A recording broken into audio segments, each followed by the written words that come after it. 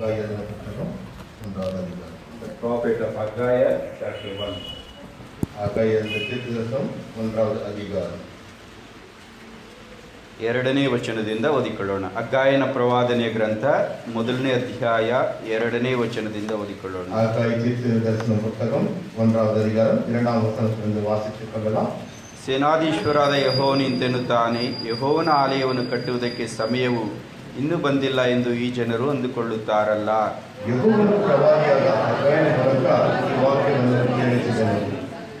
ಈ ಆಲಯವು ಹಾಳು ಬಿದ್ದಿದೆಯಲ್ಲ, ನೀವು ಒಳಗೋಡೆಗೆಲ್ಲ ಅಲೆಗೆ ಒದಗಿಸಿಕೊಂಡ ಸ್ವಂತ ಮನೆಗಳಲ್ಲಿ ವಾಸಿಸುವುದಕ್ಕೆ ಈ ಸಮಯವು ತಕ್ಕದ್ದು. ಈ ಸಮಯದಲ್ಲಿ ಸೇನಾಧೀಶ್ವರನಾದ ಯೆಹೋವನು ಇಂತೆನ್ನುತ್ತಾನೆ, ನಿಮಗತಿ ಏನಾಗಿದೆ ಎಂದು ಮನಸ್ಸಿಗೆ ತಂದುಕೊಳ್ಳಿರಿ. ನೀವು ಬಿತ್ತಿದ ಬೀಜವು ಬಹಳ, ತಂದ ಫಲವು ಸ್ವಲ್ಪ.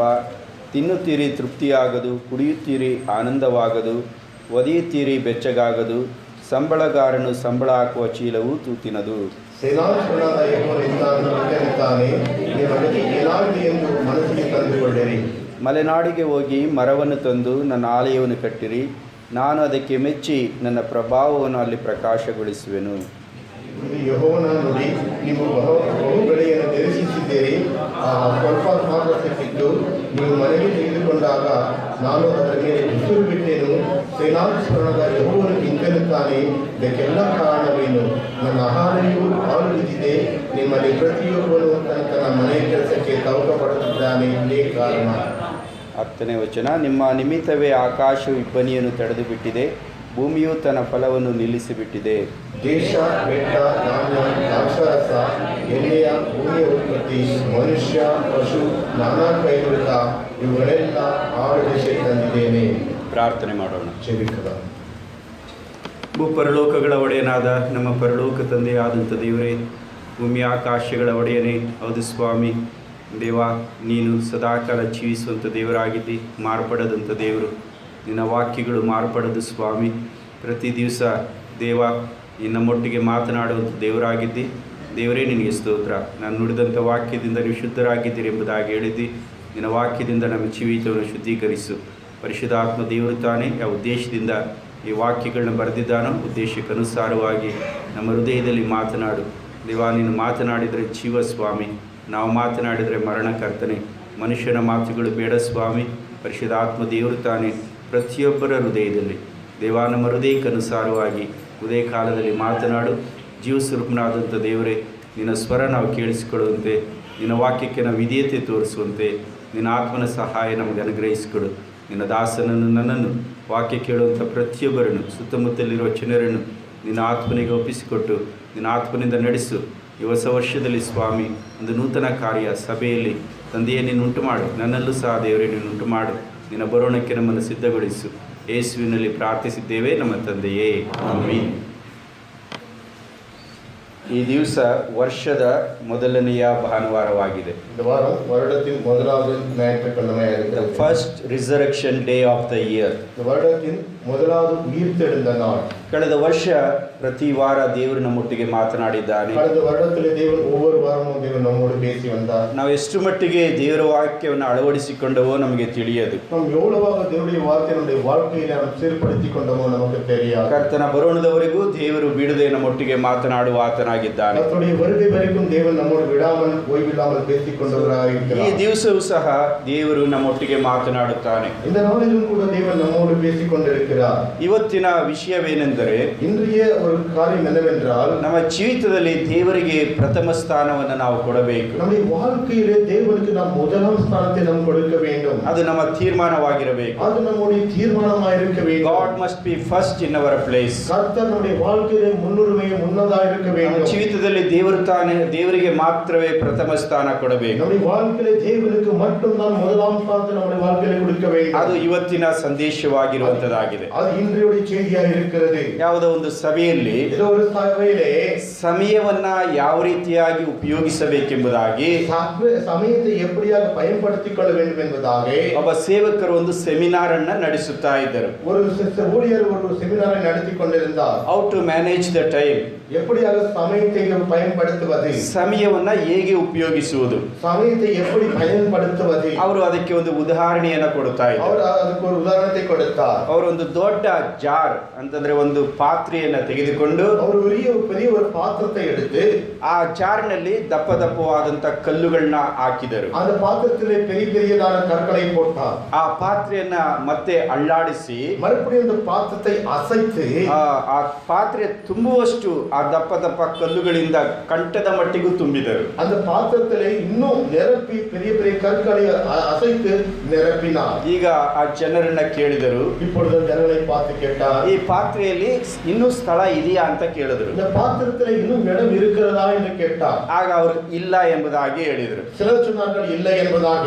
ಆಗ ಸೇವಕರು ಏನ್ ಮಾಡಿದ್ರು, அப்பொழுது ஊழியர் சொன்னார், ಸಣ್ಣ ಸಣ್ಣ ಜಲ್ಲಿ ಕಲ್ಲುಗಳನ್ನ ತೆಗೆದುಕೊಂಡು சிறு ஜல்லி கற்களை எடுத்து ಅದರ ಇನ್ನೂ ಸಹ ಸಂದುಗಳಲ್ಲಿ ಸೇರಿಸಿ இன்னும் அந்த சந்துக்களை அதை சேர்த்து ಅದನ್ನ ಮತ್ತೆ ಅಳ್ಳಾಡಿಸಿ மறுபடியும் அசைத்து ಇರುವಂತಹ ಸ್ಥಳವನ್ನೆಲ್ಲ ಆ ಜಲ್ಲಿ ಕಲ್ಲಿನಿಂದ ತುಂಬಿಸಿದ್ರು. இருக்கிற எல்லா காரியங்களையும் அந்த ஜல்லிக்கல்லினால் அதை நிரப்பி விட்டார். ಈಗ ಅವರು ಪ್ರಶ್ನೆ ಕೇಳಿದ್ರು, இப்பொழுது கேள்வி கேட்டார், ಈ ಪಾತ್ರೆಯಲ್ಲಿ ಇನ್ನೂ ಸಹ ಸ್ಥಳ ಇದೆಯಾ ಅಂತ இந்த ಕೇಳಿದ್ರು. பாத்திரத்தில் இன்னும் இடம் இருக்கிறதா என்பதாக. ಆಗ ಜನರು ಹೇಳಿದ್ರು, அப்பொழுது ஜனம் கேட்டார்கள், ಒಂದು ವೇಳೆ ಇರಬಹುದು ಅಂತಂದ್ರು. ஒரு வேளை இருக்கலாம் என்பதாக. ಆಗ ಸೇವಕರು ಏನ್ ಮಾಡಿದ್ರು, அப்பொழுது ஊழியர் என்ன செய்தார், ಸ್ವಲ್ಪ ಮರಳು ಸ್ಯಾಂಡ್ ಅನ್ನ ತೆಗೆದುಕೊಂಡು கொஞ்சம் மணலை கொண்டு வந்து ಅದಕ್ಕೆ ಹಾಕಿದಾಗ ಅದಕ್ಕೆ நிரப்பின போது ಆ ಪಾತ್ರೆಯಲ್ಲಿ ಆ ಸ್ಯಾಂಡ್ ಆ ಮರಳೆಲ್ಲ ಹಿಡಿದುಕೊಂಡಿತ್ತು. ಅದು அந்த பாத்திரத்திலே மணலெல்லாம் கொட்டிக்கொண்டது. ಇನ್ನೂ ಸ್ಥಳ ಇದೆಯಾ ಅಂತ ಕೇಳಿದ್ರು. இன்னும் இடம் இருக்கிறதா என்று கேட்டார்கள். ನಮ್ಗೆ ಗೊತ್ತಿಲ್ಲ, ಇರಬಹುದು ಅಂತಂದ್ರು. எங்களுக்கு தெரியாது, இருக்கலாம் என்று ಆಗ கேட்டார்கள். ಸೇವಕರು ಏನ್ ಮಾಡಿದ್ರು, அப்பொழுது ஊழியர் என்ன சொன்னார், ಒಂದು ಪಾತ್ರೆಯಲ್ಲಿ ನೀರನ್ನ ತೆಗೆದುಕೊಂಡು பாத்திரத்திலே தண்ணீரை ಆ எடுத்து ಜಾರಿಗೆ ನೀರು ಇದ್ದಾಗ அந்த பாத்திரத்துக்கு தண்ணீர் ஊற்றின போது ಅದು ತುಂಬಿಕೊಂಡಿತ್ತು. அது நிரப்பப்பட்டது. ಈಗ ಅವ್ರು ಕೇಳ್ತಾರೆ, இப்பொழுது கேட்டார்கள், ಇನ್ನೂ ಸ್ಥಳ ಇದೆಯಾ ಅಂತಂದ್ರೆ இன்னும் இருக்குதா இடம் என்றாக. ಈಗ ಸ್ಥಳ ಇಲ್ಲ ಎಂಬುದಾಗಿ ಹೇಳಿದ್ರು. இப்பொழுது இடம் இல்லை என்று சொன்னார்கள். ಸೊ ಈಗ ಆ ಸೇವಕರು ಜನರನ್ನ ಕೇಳಿದ್ರು, அந்த ஊழியர் ಜನங்களை கேட்டார், ಇದರಿಂದ ನಾವು ಕಲಿಯುವಂತ ಪಾಠ ಏನು ಎಂಬುದಾಗಿ இதனால் நாம் கற்றுக்கொள்ளுகிற பாடம் என்ன, what is the lesson we are learning ಅಂತ இந்த ಕೇಳಿದ್ರು. பாடத்தினால் நாம் கற்றுக்கொள்ளுகிறோம் என்பதாக. ಆಗ ಒಬ್ಬರು ನಿಂತ್ಕೊಂಡು அப்பொழுது ஒருவர் எழுந்து நின்று ಹೀಗೆ ಹೇಳಿದ್ರು, இப்படியாக சொன்னார், ನಾವ್ ಎಷ್ಟೇ ಬಿಸಿಯಾಗಿದ್ರು ಸರಿ, நாம் எவ்வளவே சூடாக இருந்தாலும், ನಮಗೆ ಎಷ್ಟೇ ಕೆಲಸಗಳಿದ್ರು ಸರಿ, நமக்கு எவ்வளவே பணியாக இருந்தாலும், ನಮಗೆ ಮನಸ್ಸಿದ್ರೆ நமக்கு மனதிருந்தால் ನಮಗೆ ಇನ್ನೂ ಸಹ ಸಮಯ ಮಾಡಿಕೊಳ್ಳಿಕ್ಕೆ ಅವಕಾಶ ಇರ್ತದೆ. இன்னும் சமயத்தை உருவாக்கிக் கொள்ள நமக்கு தருணம் இருக்கிறது. ಎಷ್ಟೇ ಸಮಯಗಳಿದ್ರು எவ்வளவே சமயம் இருந்தாலும் ದೇವರಿಗೋಸ್ಕರವಾಗಿ தேவனுக்காக ನಮಗೆ ಮನಸ್ಸಿದ್ರೆ ಸಮಯ ಇರುತ್ತದೆ ಎಂಬುದಾಗಿ ಹೇಳಿದ್ರು. நமக்கு தேவனுக்காக ஒரு சமயம் இருக்கிறது என்று சொன்னார். ಆಗ ಸೇವಕರು ಹೇಳಿದ್ರು, அப்போ ஊழியர் சொன்னார், ನಾವು ಕಲಿಯುವಂತ ಪಾಠ ಅದಲ್ಲ ಅಂತ. நாம் கற்றுக்கொள்கிற பாடம் அதல்ல. ಮತ್ತೆ ನಮ್ಮ ಕಲಿಯುವಂತ ಪಾಠ ಏನು ಅಂತ நாம் ಕೇಳಿದ್ರು. கற்றுக்கொள்கிற பாடம் என்ன என்று சொன்னார். ಅವ್ರು ಹೀಗೆ ಹೇಳಿದ್ರು, அவர் இப்படி சொன்னார், ಫಸ್ಟ್ ದಪ್ಪ ದಪ್ಪ ಕಲ್ಲುಗಳನ್ನ ಹಾಕದೆ முதலாவதாக பெரிய கற்களை போடாமல் ಒಂದು ವೇಳೆ ಮೊದಲೇ ನೀರು ಇದ್ದಿದ್ರೆ ஒருவேளை முதலே தண்ணீரை ஊற்றியிருந்தால் ಸೊ ಈ ವಸ್ತುಗಳಿಗೆ ಅದು ಅವಕಾಶ ಇರ್ತಾ ಇರಲಿಲ್ಲ.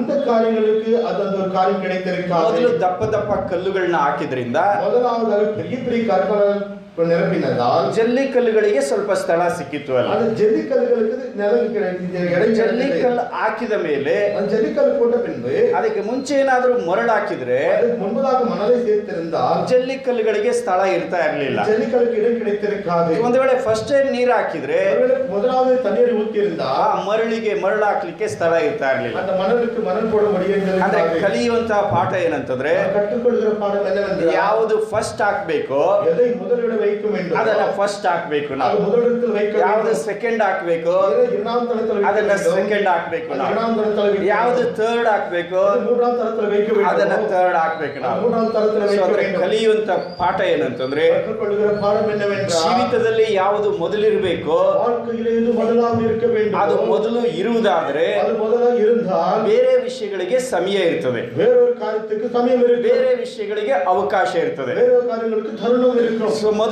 ದೊಡ್ಡದು, முதல்ல பெரியது, ಆಮೇಲೆ ಸಣ್ಣ ಸಣ್ಣದು ಸಣ್ಣ ಸಣ್ಣದಾಗಿ ಹಾಕಬೇಕು. அடுத்தது சிறியது சிறியது. ನಮ್ಮ ಜೀವಿತದಲ್ಲಿ ದೊಡ್ಡದು ಯಾವುದು? நம்ம வாழ்க்கையில பெரியது.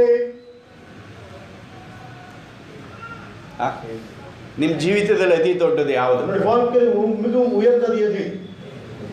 ದೇವರು. தேவன். ಅದು ಅಗ್ಗಾಯ ಪ್ರವಾದಿಯ ಮೂಲಕವಾಗಿ ದೇವರು ತಿಳಿಸುವಂತ ಒಂದು ಪಾಠ. இது அகாய தீர்க்கதரிசி மூலமாக தேவன் நமக்கு கற்றுக் கொடுக்கிற ஒரு பாடம். ನಮ್ಮ ಜೀವಿತದಲ್ಲಿ ದೇವರು ಮೊದಲು ಇದ್ರೆ, நம்முடைய வாழ்க்கையிலே தேவன் முதலாவது இருந்தால் ಬೇರೆ ಎಲ್ಲದಕ್ಕೂ ಅವಕಾಶ ಇರ್ತದೆ. எல்லா காரியத்துக்கும் ஒரு இடம் இருக்கும். ಎಲ್ಲದಕ್ಕೂ ಅವಕಾಶಗಳಿರ್ತದೆ. எல்லாத்துக்கும் ஒரு தருணம் இருக்கும். ಎಲ್ಲದಕ್ಕೂ ಸಮಯ ಇರ್ತದೆ. எல்லாத்துக்கும் ஒரு சமயம் இருக்கும். ದೇವರಿಗೆ ಸಮಯ ಇಲ್ಲ ಅಂದ್ರೆ தேவனுக்கு சமயம் இல்லை என்றால் ನಮ್ಮ ಜೀವಿತದಲ್ಲಿ ಯಾವುದಕ್ಕೂ ಸಮಯ ಇರೋದಿಲ್ಲ. வாழ்க்கையில் எதுக்கும் சமயம் இருக்காது. ನಾವು ಕಲಿಯುವಂತಹ ಪಾಠ ಏನಂತಂದ್ರೆ, கற்றுக்கொள்கிற பாடம் எது என்றால் ಫಸ್ಟ್ ಇಸ್ ಫಸ್ಟ್, முதலாவது தான், ಲಾಸ್ಟ್ ಇಸ್ ಲಾಸ್ಟ್. கடைசியானது கடைசி தான். ನಮ್ಮ ಜೀವಿತದಲ್ಲಿ ಯಾವುದು ಫಸ್ಟ್ ಇರಬೇಕೋ ಅದು ಫಸ್ಟ್ ಇರಲೇಬೇಕು. நம்முடைய வாழ்க்கையில எது முதலாவது இருக்க வேண்டுமோ அதுதான் முதலாவது இருக்க வேண்டும். ಯಾವುದು ಲಾಸ್ಟ್ ಇರಬೇಕೋ ಅದು ಲಾಸ್ಟ್ ಆಗಿರಬೇಕು. கடைசியாக இருக்க வேண்டுமோ அதுதான் கடைசியாக இருக்க ಆಗ ನಮ್ಮ ಜೀವಿತದಲ್ಲಿ ರಿಯಲ್ ಆದಂತ ಬ್ಯಾಲೆನ್ಸ್ ಅನ್ನೋದೊಂದು ಇರ್ತದೆ. அப்பொழுது நம்முடைய வாழ்க்கையில உண்மையான ஒரு பேலன்ஸ் என்பது வருகிறது. ಈ ಅಗ್ಗಾಯ ಪ್ರವಾದನೆಯ ಗ್ರಂಥದ ಹಿನ್ನೆಲೆ ಈ ರೀತಿಯಾಗಿದೆ. இந்த அகாய தீர்க்கதரிசியுடைய பின்னணி இப்படியாக இருக்கிறது. ಕ್ರಿಸ್ತ ಪೂರ್ವ 536ನೇ ಇಸ್ವಿಯಲ್ಲಿ, கிறிஸ்துவுக்கு முன்பதாக 536ஆம் ஆண்டிலே, ಅಂದ್ರೆ ಕರ್ತನಾದ ಯೇಸು ಹುಟ್ಟುವುದಕ್ಕೆ 536 ವರ್ಷದ ಹಿಂದೆ, நம்முடைய கர்த்தராகிய இயேசு கிறிஸ்து பிறப்பதற்கு 536வது ஆண்டுக்கு முன்பதாக ಬಾಬೆಲ್ ರಾಜ್ಯ ಬಿದ್ದು ಹೋದ ಮೇಲೆ பாபேல் பட்டணம் விழுந்து போன போது ಪರ್ಷಿಯಾ ದೇಶದವರು ಬಾಬೆಲನ್ನ ಆಳಿದರು. பர்சியா தேசத்தில் பாபேலை ஆட்சி செய்தார்கள். ಆ ಪರ್ಷಿಯಾ ದೇಶದ ರಾಜನು ಕೋರೇಷನು. அந்த பர்சியா தேசத்தின் ராஜா கோரேஸ், ಇಂಗ್ಲಿಷ್ ನಲ್ಲಿ ಸೈರಸ್ ಎಂಬುದಾಗಿ ಬರೆಯಲ್ಪಟ್ಟಿದೆ. ஆங்கிலத்தில் சைரஸ் என்பதாக எழுதப்பட்டிருக்கிறது. ಈ ಕೋರೇಷನು ಆಳ್ವಿಕೆಗೆ ಬಂದ ಮೇಲೆ, கோரேஸ் ஆட்சிக்கு வந்த போது ಬಾಬೆಲ್ ನಲ್ಲಿದ್ದಂತ ಯೆಹೂದ್ಯರಿಗೆ, பாபேலில் இருந்த யூதர்களுக்கு, ನೀವು ಹಿಂತಿರುಗಿ ಯೆರೂಸಲೇಮಿಗೆ ಹೋಗಿರಿ, நீங்க திரும்பி எருசலேமுக்கு செல்லுங்கள், ನಿಮ್ಮ ದೇವರ ಆಲಯವನ್ನ ಕಟ್ಟಿರಿ ಎಂಬುದಾಗಿ தேவனுடைய ஆலயத்தை கட்டுங்கள் என்று சொன்ன போது ಒಂದು ಆಜ್ಞೆಯನ್ನ ಹೊರಡಿಸಿದನು ಆತನು. என்பதாக ஒரு கட்டளை அவர்களுக்கு புறப்பட்டப்பட்டது. ಎಷ್ಟನೇ ಇಸ್ವಿಯಲ್ಲಿ? எத்தனாவது ஆண்டிலே? 536 ವರ್ಷ ಹಿಂದೆ, ಯೇಸು ಸ್ವಾಮಿ ಹುಟ್ಟುವುದಕ್ಕೆ ಮುಂಚೆ. நம்முடைய கர்த்தராகிய இயேசு கிறிஸ்து பிறப்பதற்கு முன்பதாக 536 ஆண்டுகளுக்கு முன்பதாக ಆ ಕೋರೇಷನ ಆಜ್ಞೆಯನ್ನ ಕೇಳಿ அந்த கோரேசுடைய அந்த கட்டளையை கேட்டு ಸುಮಾರು 50,000 ಯೆಹೂದ್ಯರು ஏறக்குறைய 50,000 யூதர்கள் ಯೆರೂಸಲೇಮಿಗೆ ಅವರು ಹಿಂತಿರುಗಿ ಬಂದರು. எருசலேமுக்கு வந்தார்கள். ದೇವಾಲಯವನ್ನು ಕಟ್ಟುವುದಕ್ಕೋಸ್ಕರವಾಗಿ. தேவனுடைய ஆலயத்தை கட்டும்படியாக ಜೆರುಬ್ಬಾಬೆಲನ ನೇತೃತ್ವದಲ್ಲಿ ಜೆರುಬ್ಬಾಬೆಲುடைய தலைமையிலே ಅವರು 50,000 ಜನರು ಯೆರೂಸಲೇಮಿಗೆ ಹಿಂತಿರುಗಿ ಬಂದರು. 50,000 ಜನಗಳು ಯೆರೂಸಲೇಮಿಗೆ ತಿರುಗಿ ಬಂದಾர்கள். ಯೆರೂಸಲೇಮಿಗೆ ಬಂದ ಮೇಲೆ ಯೆರೂಸಲೇಮಿಗೆ ಬಂದ போது ಮೊಟ್ಟ ಮೊದಲನೇದಾಗಿ ಅವರು ಬಲಿಪೀಠವನ್ನ ಕಟ್ಟಿದರು. ಅವರು ಮೊದಲಾವதாக ಬಲಿಪೀಠத்தை ಕಟ್ಟಿனார்கள். ಯಾಕಂದ್ರೆ ಯೆಹೂದ್ಯರ ಜೀವಿತದಲ್ಲಿ என்றால் யூதர்களுடைய வாழ்க்கையிலே ಬಲಿಪೀಠವಿಲ್ಲದೆ ಅವರ ಜೀವನವಿಲ್ಲ. பலிபீடம் இல்லாமல் வாழ்க்கை இல்லை. ಬಲಿಪೀಠದ ಮೇಲೆ ದೇವರನ್ನ ಆರಾಧಿಸುತ್ತಾರೆ. பலிபீடத்தின் மேலே தேவனை ஆராதிப்பார்கள். ಬಲಿಪೀಠದ ಮೇಲೆ ಯಜ್ಞಗಳನ್ನ ಸಮರ್ಪಿಸಿ பலிபீடத்தின் மேலே பலி அர்ப்பணித்து ಮೆಸ್ಸಿಯನ ಬರುವಣವನ್ನು ಅವರು ನೆನಪು ಮಾಡಿಕೊಂಡು மெசியாவுடைய வருகை எதிர்பார்த்து ದೇವರಿಂದ ಪಾಪ ಕ್ಷಮಾಪಣೆಯನ್ನು ಹೊಂದುತ್ತಾರೆ. தேவனிடத்தில் பாவ மன்னிப்பை பெறுவார்கள். ಅದರಿಂದ ಯೆಹೂದ್ಯರ ಜೀವಿತದಲ್ಲಿ ஆனால் யூதர்களுடைய வாழ்க்கையிலே ಬಲಿಪೀಠವಿಲ್ಲದೆ ಅವರ ನಂಬಿಕೆಯ ಜೀವಿತ ಇರಲಿಲ್ಲ. பலிபீடம் இல்லாமல் ஒரு விசுவாசத்தின் வாழ்க்கை இல்லை. ನಮ್ಮ ಜೀವಿತದಲ್ಲೂ ಅಷ್ಟೇನೆ. நம்முடைய வாழ்க்கையிலும் அவ்வளவுதான். ಕ್ರೈಸ್ತಿಯ ಜೀವಿತದಲ್ಲಿ கிறிஸ்தவ வாழ்க்கையிலே ಬಲಿಪೀಠ ಅನ್ನೋದು ಬಹಳ ಮುಖ್ಯವಾದದ್ದು. பலிபீடம் என்பது மிகவும் அவசியமானது. ಬಲಿಪೀಠ ಅಂತಂದ್ರೆ பலிபீடம் என்றால் ಪ್ರತಿ ದಿವಸ ಕರ್ತನ ಪಾದದಲ್ಲಿ ನಾವು ಕುಳಿತುಕೊಳ್ಬೇಕು. ನಾವು ஒவ்வொரு நாளும் கர்த்தருடைய பாதத்தில் நாம் அமர்கின்றது. ನಮ್ಮಲ್ಲಿ ಸರಿಯಾದಂತ ಒಂದು ಜೀವಿತ ಯಾಕಿಲ್ಲ ಅಂತಂದ್ರೆ, வாழ்க்கையில் இதற்காக சரியான ஒரு நேர்மையான ஒரு வாழ்க்கை இல்லை என்றால் ಬಹಳಷ್ಟು ಜನ ವಿಶ್ವಾಸಿಗಳಿಗೆ ಬೆಳಿಗ್ಗೆ ಎದ್ದು ಕ್ರಿಸ್ತನ ಪಾದದಲ್ಲಿ ಕುಳಿತುಕೊಳ್ಳುವ ಜೀವಿತ ಇಲ್ಲ.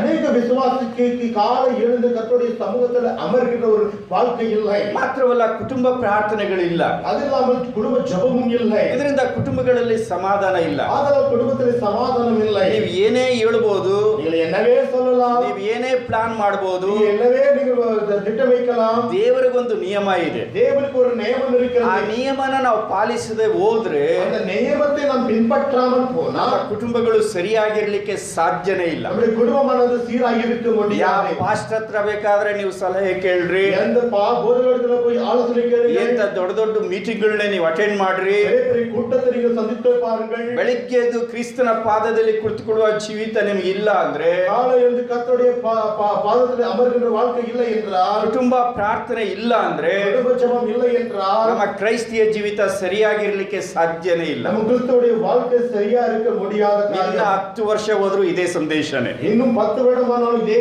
செய்திதான். ಬಲಿಪೀಠವನ್ನ ನಾವು ಫಸ್ಟ್ ಕಟ್ಟಿಕೊಳ್ಳಬೇಕು ನಾವು. நம்முடைய பலிபீடத்தை நாம் கட்ட வேண்டும். ಸೊ ಯಹೂದ್ಯರು ಮೊದಲನೇದಾಗಿ ಬಲಿಪೀಠವನ್ನ ಕಟ್ಟಿದರು. யூதர்கள் முதலாவது பலிபீடத்தை கட்டினார்கள். ಆಮೇಲೆ ಅದರ ಮೇಲೆ ಯಜ್ಞಗಳನ್ನ ಸಮರ್ಪಿಸಿದರು. அதன் மேல் அவர்கள் பலிகளை அர்ப்பணித்தார்கள். ಮತ್ತೆ 2 ವರ್ಷಗಳಾದ ಮೇಲೆ 2 வருடம் கடந்த பின்பு ದೇವಾಲಯಕ್ಕೆ ಅಸ್ತಿವಾರವನ್ನ ಹಾಕಿದರು. ஆலயத்துக்கு அஸ்திவாரத்தை போட்டு விட்டார்கள். ದೇವಾಲಯಕ್ಕೆ ಅಸ್ತಿವಾರ ಹಾಕಿದಾಗ தேவனுடைய ஆலயத்துக்கு அஸ்திவாரம் போட்ட போது ಸಮಾರ್ಯದವರು ಏನು ಮಾಡಿದ್ರು? சமாரியர்கள் என்ன செய்தார்கள்? ಯಹೂದ್ಯರೊಂದಿಗೆ ಸೇರಿ யூதர்களோடு சேர்ந்து ನಾವು ಸಹ ನಿಮ್ಮ ಆಲಯ ಕಟ್ತೇವೆ, நாங்களும் உங்கள் ஆலயத்தை கட்டுகிறோம், ನಾವು ಸಹ ದೇವಾಲಯ ಕಟ್ತೇವೆ ಅಂತ ಬಂದ್ರು ಅವರು. நாங்கள் கூட உங்கள் ஆலயத்தை கட்டுகிறோம் என்று வந்தார்கள். ಆದ್ರೆ ಯಹೂದ್ಯರು ಅವರನ್ನ ಸೇರಿಸಿಕೊಳ್ಳಲಿಲ್ಲ. ஆனால் யூதர்கள் அவர்களை சேர்த்துக் கொள்ளவில்லை. ಇದರ ನಿಮಿತ್ತವಾಗಿ ಇದರ ನಿಮಿತ್ತವಾಗಿ ಸಮಾರ್ಯದವರು ಯಹೂದ್ಯರನ್ನ ದ್ವೇಷ ಮಾಡಲಿಕ್ಕೆ ಪ್ರಾರಂಭ ಮಾಡಿದರು. சமாரியர்கள் யூதர்களை பகைக்க ஆரம்பித்தார்கள். ಮಾತ್ರವಲ್ಲ, அது மட்டுமல்ல, ಅವರು ದೇವಾಲಯ ಕಟ್ಟಲಿಕ್ಕೆ ಅಡೆತಡೆ ಮಾಡಿದರು. அவர்கள் ஆலயத்தை கட்டும்படியாக தடை செய்தார்கள். ಕೋರೇಷನಿಗೆ ಪತ್ರವನ್ನು ಬರೆದರು ಅವರು. கோரேசுக்கு கடிதத்தை எழுதினார்கள். ಇದರ ನಿಮಿತ್ತವಾಗಿ ಇದರ ನಿಮಿತ್ತವಾಗಿ ದೇವರ ಆಲಯ ಕಟ್ಟುವಂತದ್ದು தேவனுடைய ஆலயத்தை கட்டுகிறது 14 ವರ್ಷಗಳ ಕಾಲ ಅದು ನಿಂತು ಹೋಯಿತು. ಅದು 14 ஆண்டுகளாக நின்று விட்டது. ಈಗ ಯಹೂದ್ಯರಿಗೆ ಕೆಲಸ ಇಲ್ಲ, இப்பொழுது யூதர்களுக்கு பணி இல்லை, ದೇವರ ಆಲಯದ ಸೇವೆ ಇಲ್ಲ. ಈಗ தேவனுடைய ஆலயத்தின் ஊழியம் இல்லை. ಏನ್ ಮಾಡುವುದು? என்ன செய்வது? ಸ್ವಂತ ಬಿಸ್ನೆಸ್ ಗಳನ್ನ ಮಾಡ್ಲಿಕ್ಕೆ ಪ್ರಾರಂಭ ಮಾಡಿದ್ರು. சொந்த வியாபாரத்தை தொடங்கினார்கள். ಭೂಮಿಗಳನ್ನ ಕೊಂಡುಕೊಳ್ಳಲಿಕ್ಕೆ ಪ್ರಾರಂಭ ಮಾಡಿದ್ರು. நிலத்தை வாங்க தொடங்கினார்கள். ಒಳ್ಳೊಳ್ಳೆ ಮನೆಗಳನ್ನ ಕಟ್ಟಿಕೊಳ್ಳಲಿಕ್ಕೆ ಪ್ರಾರಂಭ ಮಾಡಿದ್ರು. வீடுகளை கட்ட தொடங்கினார்கள். ದೇವರ ಸೇವೆಯನ್ನ ಸಂಪೂರ್ಣವಾಗಿ ನಿಲ್ಲಿಸಿಬಿಟ್ರು. தேவனுடைய ஊழியத்தை பரிபூர்ணமாக நிற்க வைத்து விட்டார்கள். ஆரம்பத்திலே ಸಬ್ಬತ್ ದಿನದಲ್ಲಿ ஓய்வு நாளிலே ದೇವರ ಆಲಯಕ್ಕೆ ಹೋಗದೇ ಇರುವುದು ಬಹಳ ಕಷ್ಟಕರವಾಗಿತ್ತು. தேவனுடைய ஆலயத்துக்கு போகிறது கடினமாயிருந்தது. ಆದ್ರೆ ಸ್ವಲ್ಪ ವರ್ಷಗಳಾದ ಮೇಲೆ நாட்கள் கடந்த பின்பு ಅವರ ಜೀವನ ಯಥಾರ್ಥವಾಗಿ ಮಾಮೂಲಾಗಿ ಹೋಯಿತು. அவருடைய வாழ்க்கையானது இதாக மாமூலியாக மாறிவிட்டது. ದೇವರ ಆಲಯ ಇಲ್ಲದೇ ಇದ್ರೂ ಸಹ தேவனுடைய ஆலயம் இல்லாமல் கூட ಅವರಿಗೆ ಏನು ಅನ್ನಿಸ್ತಾ ಇರಲಿಲ್ಲ. அவர்களுக்கு ஒன்றும் நினைக்கவில்லை. ನಮ್ಮ ಜೀವಿತರು ಹಾಗೇನೆ. நம்முடைய வாழ்க்கையும் அப்படிதான். ನಾವು ರೆಗ್ಯುಲರ್ ಆಗಿ ಸಂಡೇ ದೇವರ ಆಲಯಕ್ಕೆ ಬಂದ್ರೆ, நாம் எப்பொழுது கர்த்தருடைய ஆலயத்துக்கு வருவோமானால், ಒಂದು ದಿವಸ ನಾವು ದೇವರ ಆಲಯ ಮಿಸ್ ಆದ್ರೆ, ஒரு வாரம் தேவனுடைய ஆலயத்தை நாம் மிஸ் செய்தால் ನಾವು ಏನೋ ಕಳ್ಕೊಂಡಾಗೆ ಇರ್ತದೆ. ஏதோ நாம் எழுந்தது போல இருக்கலாம். ಆದ್ರೆ ಕೆಲವು ವರ್ಷ ನಾವು ದೇವರ ಆಲಯಕ್ಕೆ ಬರಲಿಲ್ಲ ಅಂತಂದ್ರೆ, வருடக்கணக்காக ನಮ್ಮ ದೇವರುடைய ಆಲಯಕ್ಕೆ வரவில்லை, ಆಲಯ ಇಲ್ಲದೆ ಇರುವಂತ ಜೀವಿತಕ್ಕೆ ನಾವು ಅಳವಾಟಾಗಿ ಹೋಗ್ತೇವೆ. ನಾವು ஆலயம் இல்லாத வாழ்க்கைக்கு நாம் ஒப்பாக மாறி விடுவோம். ಯಹೂದ್ಯರು ಹಾಗೆ ಹೋದ್ರು. யூதர்கள் அப்படிதான் மாறிவிட்டார்கள். 14 ವರ್ಷವಾಯಿತು. 14 வருடமானது. ದೇವರ ಆಲಯಕ್ಕೆ ಹೋಗುವುದನ್ನ ನಿಲ್ಲಿಸಿ ಬಿಟ್ರು. தேவனுடைய ஆலயத்துக்கு போகிறது விட்டு விட்டார்கள். ಸ್ವಂತ ವ್ಯಾಪಾರಗಳನ್ನ ಮಾಡಿಕೊಂಡ್ರು. சொந்த வியாபாரங்களை தொடங்கினார்கள். ಒಳ್ಳೊಳ್ಳೆ ಮನೆಗಳನ್ನ ಕಟ್ಟಿಕೊಂಡ್ರು. நல்ல வீடுகளை கட்டினார்கள். ಬೇರೆ ಬಿಸ್ನೆಸ್ ನಲ್ಲಿ, ರಿಯಲ್ ಎಸ್ಟೇಟ್ ನಲ್ಲಿ ಅವರು ತೊಡಗಿದ್ರು. ಅವರು பெரிய வியாபாரத்தில் ரியல் எஸ்டேட்களை தொடங்கி விட்டார்கள். ದೇವರ ಆಲಯದ ಕಾರ್ಯ ಸಂಪೂರ್ಣವಾಗಿ ನಿಂತು ಹೋಯಿತು. தேவனுடைய ஆலயத்தின் காரியங்கள் பரிபூர்ணமாக நிறுத்தப்பட்டது. ಅಂತ ಕಾಲಗಳಲ್ಲಿ அப்பட்ட நாட்களிலே ದೇವರೊಬ್ಬ ಪ್ರವಾದಿಯನ್ನ ಎಬ್ಬಿಸಿದ. தேவன் ஒரு தீர்க்கதரிசி எழுப்பினார். ಆತನ ಹೆಸರು ಅಗ್ಗಾಯನು. அவருடைய பேர் அகாய் என்பதாக. ಅಗ್ಗಾಯ ಪ್ರವಾದಿಯು ಒಂದು ಸಂದೇಶವನ್ನು ಕೊಟ್ಟ. அகாய் தீர்க்கதரிசி ஒரு செய்தியை கொடுத்தார். ನಂತರ 2 ತಿಂಗಳಾದ ಮೇಲೆ 2 மாதம் கடந்த பின்பு ಇನ್ನೊಬ್ಬ ಪ್ರವಾದಿಯನ್ನ ಕಳಿಸಿದ್ರು. இன்னொரு தீர்க்கதரிசி எழுப்பினார். ಆತನ ಹೆಸರು ಜಕಾರಿಯ. அவருடைய பேர் ஜக்காரியா என்பதாக. ಈಗ ಅಗ್ಗಾಯ ಆಗಲಿ ಜಕಾರಿಯ ಆಗಲಿ அகாய் ஆகட்டும் ஜக்காரியாவாகட்டும் ಅವರು ಹೇಳಿದಂತ ಸಂದೇಶ ಒಂದೇ ಆಗಿತ್ತು. அவர் சொன்ன செய்திகள் ஒன்றாயிருந்தது. Put the first thing first. முதலாவது காரியத்தை முதலாவது வை. ಯಾವುದು ಮೊದಲಿಡಬೇಕು எது முதலிடத்தில் இருக்க வேண்டும் ಅದನ್ನ ಮೊದಲಿಡ್ರಿ. அது முதலிடத்தில் வை. ಸೊ ಆಗ ನಿಮ್ಮ ಜೀವಿತ ಸರಿ ಹೋಗ್ತದೆ. அப்பொழுது வாழ்க்கை என்னது சரியா இருக்கும். ನಿಮ್ಮ ಜೀವಿತದಲ್ಲಿ ದೇವರೇ ಫಸ್ಟ್ ಇರಬೇಕು. உங்களுடைய வாழ்க்கையிலே தேவதான் முதலாவது இருக்க வேண்டும். ಸೊ ಕರ್ತನಾದ ಯೇಸು ಅದನ್ನೇ ಈ ರೀತಿಯಾಗಿ ಹೇಳಿದ. கர்த்தராகிய இயேசு கிறிஸ்து ಅದನ್ನು இப்படியாக சொன்னார். ಮತ್ತಾಯನ ಸುವಾರ್ತೆ 6ನೇ ಅಧ್ಯಾಯ 33ನೇ ವಚನದಲ್ಲಿ, மத்தேயு சுவிசேஷம் 6ஆம் அதிகாரம் 33வது வசனத்திலே, ಮೊದಲು ದೇವರ ರಾಜ್ಯಕ್ಕಾಗಿಯೂ முதலாவதாக தேவனுடைய ராஜ்யத்தையும் நீதியும் ಆತನ ನೀತಿಗಾಗಿಯೂ ತವಕ ಪಡ್ರಿ, அவர் நீதியும் தேடுங்கள், ಅವುಗಳ ಕೂಡ ಇವೆಲ್ಲ ಸಿಗ್ತದೆ. அவர்களோடு இவைகள் எல்லாம் கிடைக்கும். ಇವೆಲ್ಲ ಅಂದ್ರೆ ಯಾವುದು? இவைகளெல்லாம் எது? ಏನ್ ತಿನ್ನಬೇಕು, என்ன குடிக்க வேண்டும், ಏನ್ ಕುಡಿಬೇಕು, என்ன புசிக்க வேண்டும், ಏನು ಒದ್ದುಕೊಳ್ಳಬೇಕು, என்ன போற்றிக்கொள்ள வேண்டும். ಇದಕ್ಕಾಗಿ ಅನ್ಯ ಜನರು ತವಕ ಪಡುತ್ತಾರೆ. இதற்காக அந்நியர்கள் ஏங்குகிறார்கள். ಅವರ ಜೀವಿತವೆಲ್ಲ ಅಷ್ಟೇನೆ. அவருடைய வாழ்க்கையும் அவ்வளவுதான். ಏನ್ ತಿನ್ನಬೇಕು, ಏನ್ ಕುಡಿಬೇಕು, என்ன புசிக்க வேண்டும், என்ன குடிக்க வேண்டும், ಏನು ಒದ್ದುಕೊಳ್ಬೇಕು. என்ன போற்றிக்கொள்ள வேண்டும். ಅನ್ಯ ಜನರ ಜೀವಿತ ಬರೀ ಅಷ್ಟಕ್ಕೆ ಸೀಮಿತವಾಗಿರ್ತದೆ. அந்நியருடைய வாழ்க்கை ಅದಕ್ಕೆ ಕುರುಗಿಯ ವಟಾರದಲ್ಲಿ. ಆದ್ರೆ ನೀವು ಅನ್ಯ ಜನರಾಗಿ ಇರಬೇಡ್ರಿ. ஆனால் அந்நியர்களை போல இருக்காதீர்கள். ಮೊದಲು ದೇವರ ರಾಜ್ಯ. முதலாவதாக தேவனுடைய ராஜ்யம். First seek the Kingdom of god. முதலாவதாக தேவனுடைய ராஜ்யத்தை தேடு. ಆತನ ನೀತಿಯನ್ನು ಹುಡುಕ್ರಿ. ಅವರ ನೀತಿயை தேடு. ನಂತರ ತಾನಾಗೆ ಏನು ಒತ್ತುಕೊಳ್ಬೇಕು, ಏನ್ ಕುಡಿಬೇಕು, ತಿನ್ಬೇಕು ಅನ್ನೋದು ಬರ್ತದೆ. தானாக என்ன குடிக்க வேண்டும், என்ன புசிக்க வேண்டும், தானாக வந்துவிடும். ಸೊ ಅದು ಅಗ್ಗಾಯನ ಸಂದೇಶ. அது அகாயுடைய ஒரு செய்தி. ಯಾವ್ದು ಫಸ್ಟ್ ಅನ್ನ ಫಸ್ಟ್ ಹಾಕ್ರಿ, எதை முதலாவது முதல்ல வைக்கிறோமோ ಆಮೇಲೆ ನೆಕ್ಸ್ಟ್ ಏನ್ ಹಾಕ್ಬೇಕು ಅದನ್ನ ಹಾಕ್ರಿ. ಅದು அடுத்தது என்ன வைக்கணுமோ அதை வையுங்கள். ಸಾಮಾನ್ಯವಾಗಿ பொதுவாக ನಾವು ಮನುಷ್ಯರು ರಿಸಲ್ಟ್ ನೋಡ್ತೇವೆ. நம்ம மனிதர்களே இந்த ரிசல்ட்டை பார்க்கிறோம். 1000 ರೂಪಾಯಿ ಇನ್ವೆಸ್ಟ್ ಮಾಡಿದ್ರೆ 1000 ரூபாய் பயன்படுத்தினால் ಬಡ್ಡಿ ಎಷ್ಟು ಸಿಗ್ತದೆ ಅಂತ ಯೋಚನೆ ಮಾಡ್ತೀವಿ. ಅದಕ್ಕೆ ಬಡ್ಡಿ ಎவ்வளவு கிடைக்கும் ಎಂಬುದಾக ಏನೋ ಒಂದು ಕೆಲಸ ಮಾಡಿದ್ರೆ ஏதோ ஒரு பணியாற்றினால் ಅದಕ್ಕೆ ಸಂಬಳ ಎಷ್ಟು ಬರ್ತದೆ ಅಂತ ಯೋಚನೆ ಮಾಡ್ತೇವೆ. எவ்வளவு பலன் கிடைக்கும் ಎಂಬುದಾக எதிர்பார்க்கிறோம். ಯಾವುದೋ ಒಂದು ಮದುವೆ ಮಾಡ್ಕೊಂಡ್ರೆ ஏதோ ஒரு திருமணமாக்கிಕೊಂಡால் ನನ್ನ ಮದುವೆ ಹೆಂಗಿರ್ತದೆ ಅಂತ ಯೋಚನೆ ಮಾಡ್ತೇವೆ. திருமணம் எப்படி இருக்க வேண்டும் ಎಂದು எதிர்பார்க்கிறோம். ಆದ್ರೆ ಮನುಷ್ಯರು ನಾವೇನ್ ಮಾಡ್ತೀವಿ ಗೊತ್ತಾ? ಮನುಷ್ಯರು ನಾವು ಏನು ചെയ്യുന്നു? ಎಂಡ್ ರಿಸಲ್ಟ್ ನ ನೋಡ್ತೇವೆ ನಾವು. அந்த ஒரு பலனை நாம் எதிர்பார்க்கிறோம். ಅದರ ಫಲಗಳನ್ನ ಎದುರು ನೋಡ್ತೇವೆ. அந்த பலனை நாம் எதிர்பார்க்கிறோம். ಆದ್ರೆ ದೇವರು ಫಲಗಳು ಇಂಪಾರ್ಟೆಂಟ್ ಅಲ್ಲ. ದೇವರು ஆனா தேவனுக்கு ಎಂಡ್ ರಿಸಲ್ಟ್ಸ್ ಅಲ್ಲ ದೇವರಿಗೆ ಮುಖ್ಯ. தேவனுக்கு அந்த முடிவு முக்கியமல்ல. ದೇವರಿಗೆ ಆರಂಭ ಮುಖ್ಯ. தேவனுக்கு தொடக்கம் முக்கியம். Who has started this work? ಯಾರು இந்த ಕಾರ್ಯத்தை தொடங்கினது? ಅದು ದೇವರಿಗೆ ಮುಖ್ಯ. ಅದು ದೇವರಿಗೆ ಮುಖ್ಯ. ಇದರ ಆರಂಭ ಯಾರಾಗಿದ್ದಾರೆ? ಇದಕ್ಕೆ தொடக்கம் ಯಾರು இருக்கிறார்கள்? ಅದು ಪ್ರಾಮುಖ್ಯವಾದಂತದ್ದು. ಅದು ಮುಖ್ಯವಾದ ಆರಂಭ ದೇವರಾಗಿದ್ರೆ ದೇವರ தொடக்கமாயிருந்தால் ಅದರ ಪ್ರತಿಫಲನೂ ಸರಿಯಾಗಿರ್ತದೆ. ಅದರ ಫಲವೂ ಸರಿಯಾಗಿರುತ್ತದೆ. ನಮ್ಮ ವೈಯಕ್ತಿಕ ಜೀವಿತದಲ್ಲಿ ನಮ್ಮ ತನಿಪಟ್ಟ ಬಾಳ್ಕೆಯಲ್ಲಿ ನಮ್ಮ ನಂಬಿಕೆಯನ್ನ ದೇವರೇ ಪ್ರಾರಂಭಿಸಿದ್ರೆ, ವಿಶ್ವಾಸದ ದೇವನಂತ ನಮ್ಮ ನಂಬಿಕೆಯ ಜೀವಿತ ದೇವರೇ ಆಗಿದ್ರೆ, ವಿಶ್ವಾಸದ ಬಾಳ್ಕೆ ದೇವರಾಗಿರಿಂದ ಆರಂಭ ದೇವರಾಗಿದ್ರೆ தொடக்கம் ದೇವರಾಗಿರಿಂದ ಅದನ್ನ ದೇವರು ಮುಗಿಸ್ತಾರೆ. ದೇವರು ಮುಗಿಸ್ತಾರೆ. ಅದರಿಂದ ಯಾರು ಪ್ರಾರಂಭಿಸಿದ್ರು ಅನ್ನೋದು ಮುಖ್ಯವಾದದ್ದು. ಅದನ್ನು ಯಾರು ತೊಡಗಿದ್ದಾರೆ ಅನ್ನೋದು ಮುಖ್ಯವಾದದ್ದು. ಕುಟುಂಬ ಜೀವಿತನೂ ಹಾಗೇನೆ. ಕುಟುಂಬ ಬಾಳ್ಕೆಗಳದ ಬಹಳಷ್ಟು ಜನ ತಮಗೆ ಇಷ್ಟ ಬಂದಾಗೆ ಮದುವೆ ಮಾಡ್ಕೊಳ್ತಾರೆ. ಅನೇಕ ತರಕ ವಿರುಪವನ್ನು ತೀರ್ಮಾನ ಮಾಡಿಕೊಳ್ಳುತ್ತಾರೆ. I like him, I like her ಅಂತಾರೆ. ನಾನು ಅವನಿಗೆ ವಿರುಪಪಟ್ಟೆ, ನಾನು ಅವನಿಗೆ ವಿರುಪಪಟ್ಟೆ. ಅದು ಪ್ರಾಮುಖ್ಯವಾದದ್ದಲ್ಲ. ಅದು ಮುಖ್ಯವಲ್ಲ. Did God start the work? ದೇವರದು ತೊಡಗಿನಾರ? ದೇವರದನ್ನ ಪ್ರಾರಂಭಿಸಿದನ? ದೇವರದು ತೊಡಗಿನಾರ? ದೇವರದನ್ನ ನಿನಗೆ ಕೊಟ್ಟನ? ದೇವರದಕ್ಕೆ ಕೊಡುತ್ತಾರೆ. ದೇವರು ನಿನ್ನ ಕುಟುಂಬ ಜೀವಿತವನ್ನ ಪ್ರಾರಂಭಿಸಿದನ? ದೇವರು ಕುಟುಂಬ ಬಾಳ್ಕೆಗೆ ತೊಡಗಬೇಕು. ದೇವರು ನಿನ್ನ ಕುಟುಂಬವನ್ನ ಕಟ್ಟಿದ್ದಾನ? ದೇವರು ಕುಟುಂಬ ಬಾಳ್ಕೆಗೆ ಕಟ್ಟಿನಾರು. ಅದು ಆರಂಭ ಅನ್ನೋದು ಬಹಳ ಮುಖ್ಯವಾದದ್ದು. ಆರಂಭ ಅನ್ನೋದು ಮುಖ್ಯವಾದದ್ದು. ದೇವರದನ್ನ ಪ್ರಾರಂಭಿಸಿದ್ರೆ ದೇವರಲ್ಲಿ ತೊಡಗಿನ ದೇವರದನ್ನ ನಡೆಸ್ತಾನೆ. ದೇವರದು ಮುಡಿಪ. ದೇವರದ ಕಾರ್ಯವನ್ನ ಮುಗಿಸ್ತಾನೆ. ದೇವರದ ಕಾರ್ಯಕ್ಕೆ ಮುಡಿಪ. ಸಭೆನೂ ಅಷ್ಟೇನೆ. ಸಭೆ ಮಾಡುದ. ನಾವು ಸಭೆಗಳು ಕಟ್ಟಬಹುದು. ನಾವು ಸಭೆಗಳು ಕಟ್ಟಲ. ದೊಡ್ಡ ದೊಡ್ಡ ಕಟ್ಟಡಗಳನ್ನ ಕಟ್ಟಬಹುದು. ಅನೇಕ ಜನರನ್ನ ಸೇರಿಸಬಹುದು ನಾವು. ಆದ್ರೆ ಮುಖ್ಯವಾದ ಪ್ರಶ್ನೆ ಏನಂತಂದ್ರೆ, did God start the church? ದೇವರ ಆಳತೆ ತೊಡಗಿನಾರ? ದೇವರ ಸಭೆಯನ್ನ ಪ್ರಾರಂಭಿಸಿದನ? ಸಭೆ ತೊಡಗಿನಾರ? ದೇವರು ನಮ್ಮ ವಿಶ್ವಾಸವನ್ನ ಪ್ರಾರಂಭಿಸಿದನ? ವಿಶ್ವಾಸತೆ ತೊಡಗಿನಾರ? ದೇವರು ನಮ್ಮ ಕುಟುಂಬವನ್ನ ಪ್ರಾರಂಭಿಸಿದನ? ಕುಟುಂಬತೆ ತೊಡಗಿನಾರ? ದೇವರೊಂದಿಗೆ ನನ್ನ ದಿನ ಪ್ರಾರಂಭಿಸಲ್ಪಟ್ಟಿದ್ದಾರೆ. ನೋಡಿ ನೋಡಿ ವಾಕ್ಯ ತೊಡಗಿನದ. First is first. ಮೊದಲಾவது ಫಸ್ಟ್ ದೇವರಾಗಿರಬೇಕು. ಮೊದಲು ದೇವನಾಗಿರಬೇಕು. ಒಂದು ದಿನ ಆರಂಭಿಸಿದ್ರೆ ஒரு நாள் ஆரம்பித்தால் ಅದು ದೇವರಿಂದ ಪ್ರಾರಂಭ ಆಗಬೇಕು. ಅದು ದೇವனால் தொடங்கಬೇಕು. ಒಂದು ವರ್ಷ ಪ್ರಾರಂಭವಾದ್ರೆ ஒரு வருடம் தொடங்கினால் ಅದು ದೇವರಿಂದ ಪ್ರಾರಂಭ ಅದು ಆಗಬೇಕು. ದೇವனால் தொடங்கிರಬೇಕು. ಈ ವರ್ಷ ದೇವರು ನಿನಗೆ ಕೊಟ್ಟಿದ್ದು, வருடம் உனக்கு தேவன் கொடுத்தது. ದೇವರೊಂದಿಗೆ ಈ ವರ್ಷ ನೀನು ಪ್ರಾರಂಭಿಸಿದ್ರೆ ದೇವರೋடு ನೀನು ತೊಡಗಿ ನಡೆಸಬೇಕು. ಈ ವರ್ಷ ದೇವರು ನಿನ್ನ ನಡೆಸ್ತಾನೆ. ದೇವರು ನೀನು ನಡೆಸುವ ಆತನ ಕೊನೆವರೆಗೂ ನಿನ್ನೊಟ್ಟಿಗಿರುತ್ತಾನೆ. ಕಡೆಯವರೆಗೂ ಅವರು ನೋಡಿರುತ್ತಾರೆ. ಅದು ಅಗ್ಗಾಯನ ಸಂದೇಶ. ಅದು ಅಗಾಡಿಯ ಚೈದೆ. First is first. ಮೊದಲಾದ ಲಾಸ್ಟ್ ಈಸ್ ಲಾಸ್ಟ್. ಕಡೆಸಿ ಯಾವುದು ಫಸ್ಟ್ ಇಡಬೇಕು ಅದನ್ನ ಫಸ್ಟ್ ಇಡಬೇಕು. ನಾವು ಫಸ್ಟ್ ಯಾವ್ದಾಗಿರ್ಬೇಕು? ಫಸ್ಟ್ ದೇವರಾಗಿರ್ಬೇಕು. ಬರೀ ನಾನು ಕಿರ್ಚಿದ್ರೆ ಪ್ರಯೋಜನ ಇಲ್ಲ. ಕಿರಿಸ್ತಾ ಇರ್ತೀನಿ, ನೀವು ನಿದ್ರೆ ಮಾಡ್ತಾ ಇರ್ತೀನಿ, ಏನು ಪ್ರಯೋಜನ ಇಲ್ಲ. ದೇವರ ವಾಕ್ಯ ಕೇಳಿಸ್ಕೊಳ್ಬೇಕು. ದೇವರ ವಾಕ್ಯನ ಅಳವಡಿಸ್ಕೊಳ್ಬೇಕು. ಕೇಳಿದಂತ ವಾಕ್ಯಗಳನ್ನ ಅಪ್ಲೈ ಮಾಡ್ಕೊಂಡ್ರೆ ಆಶೀರ್ವಾದ ಬರ್ತದೆ. ಬರೀ ವಾಕ್ಯ ಕೇಳಿದ್ರೆ ಏನ ಬ್ರದರ್ ಎರಡು ಕಿರ್ಚಿದ್ರು ಹೋದ್ರು ಅಂತೀರ. ವಾಕ್ಯನ ಸರಿಯಾಗಿ ಕೇಳಿಸ್ಕೊಳ್ರಿ. ನಾನು ಮಾತನಾಡುವಂಥದ್ದು ದೇವರ ಪರವಾಗಿ ನಿಂತು ಮಾತನಾಡುತ್ತೇನೆ. ದೇವರ ವಾಕ್ಯಗಳನ್ನ ಯಾಕೆ ಬರೆದಿದ್ದಾನೆ? ನಿದ್ರೆ ಬರ್ಸಕ್ಕಾಗಿ ಅಲ್ಲ. ಬಹಳ ಜನಕ್ಕೆ ನಿದ್ರೆನೆ ಬರಲ್ಲ. ದೇವರ ವಾಕ್ಯ ಕೇಳಿದ್ರೇನೆ ನಿದ್ರೆ ಬರ್ತದೆ ಅವ್ರಿಗೆ. ಹೃದಯದಲ್ಲಿ ದೇವರ ಆತ್ಮ ಇದ್ರೆ ದೇವರ ವಾಕ್ಯ ಕೇಳುವಾಗ ಭಯ ಬರ್ತದೆ.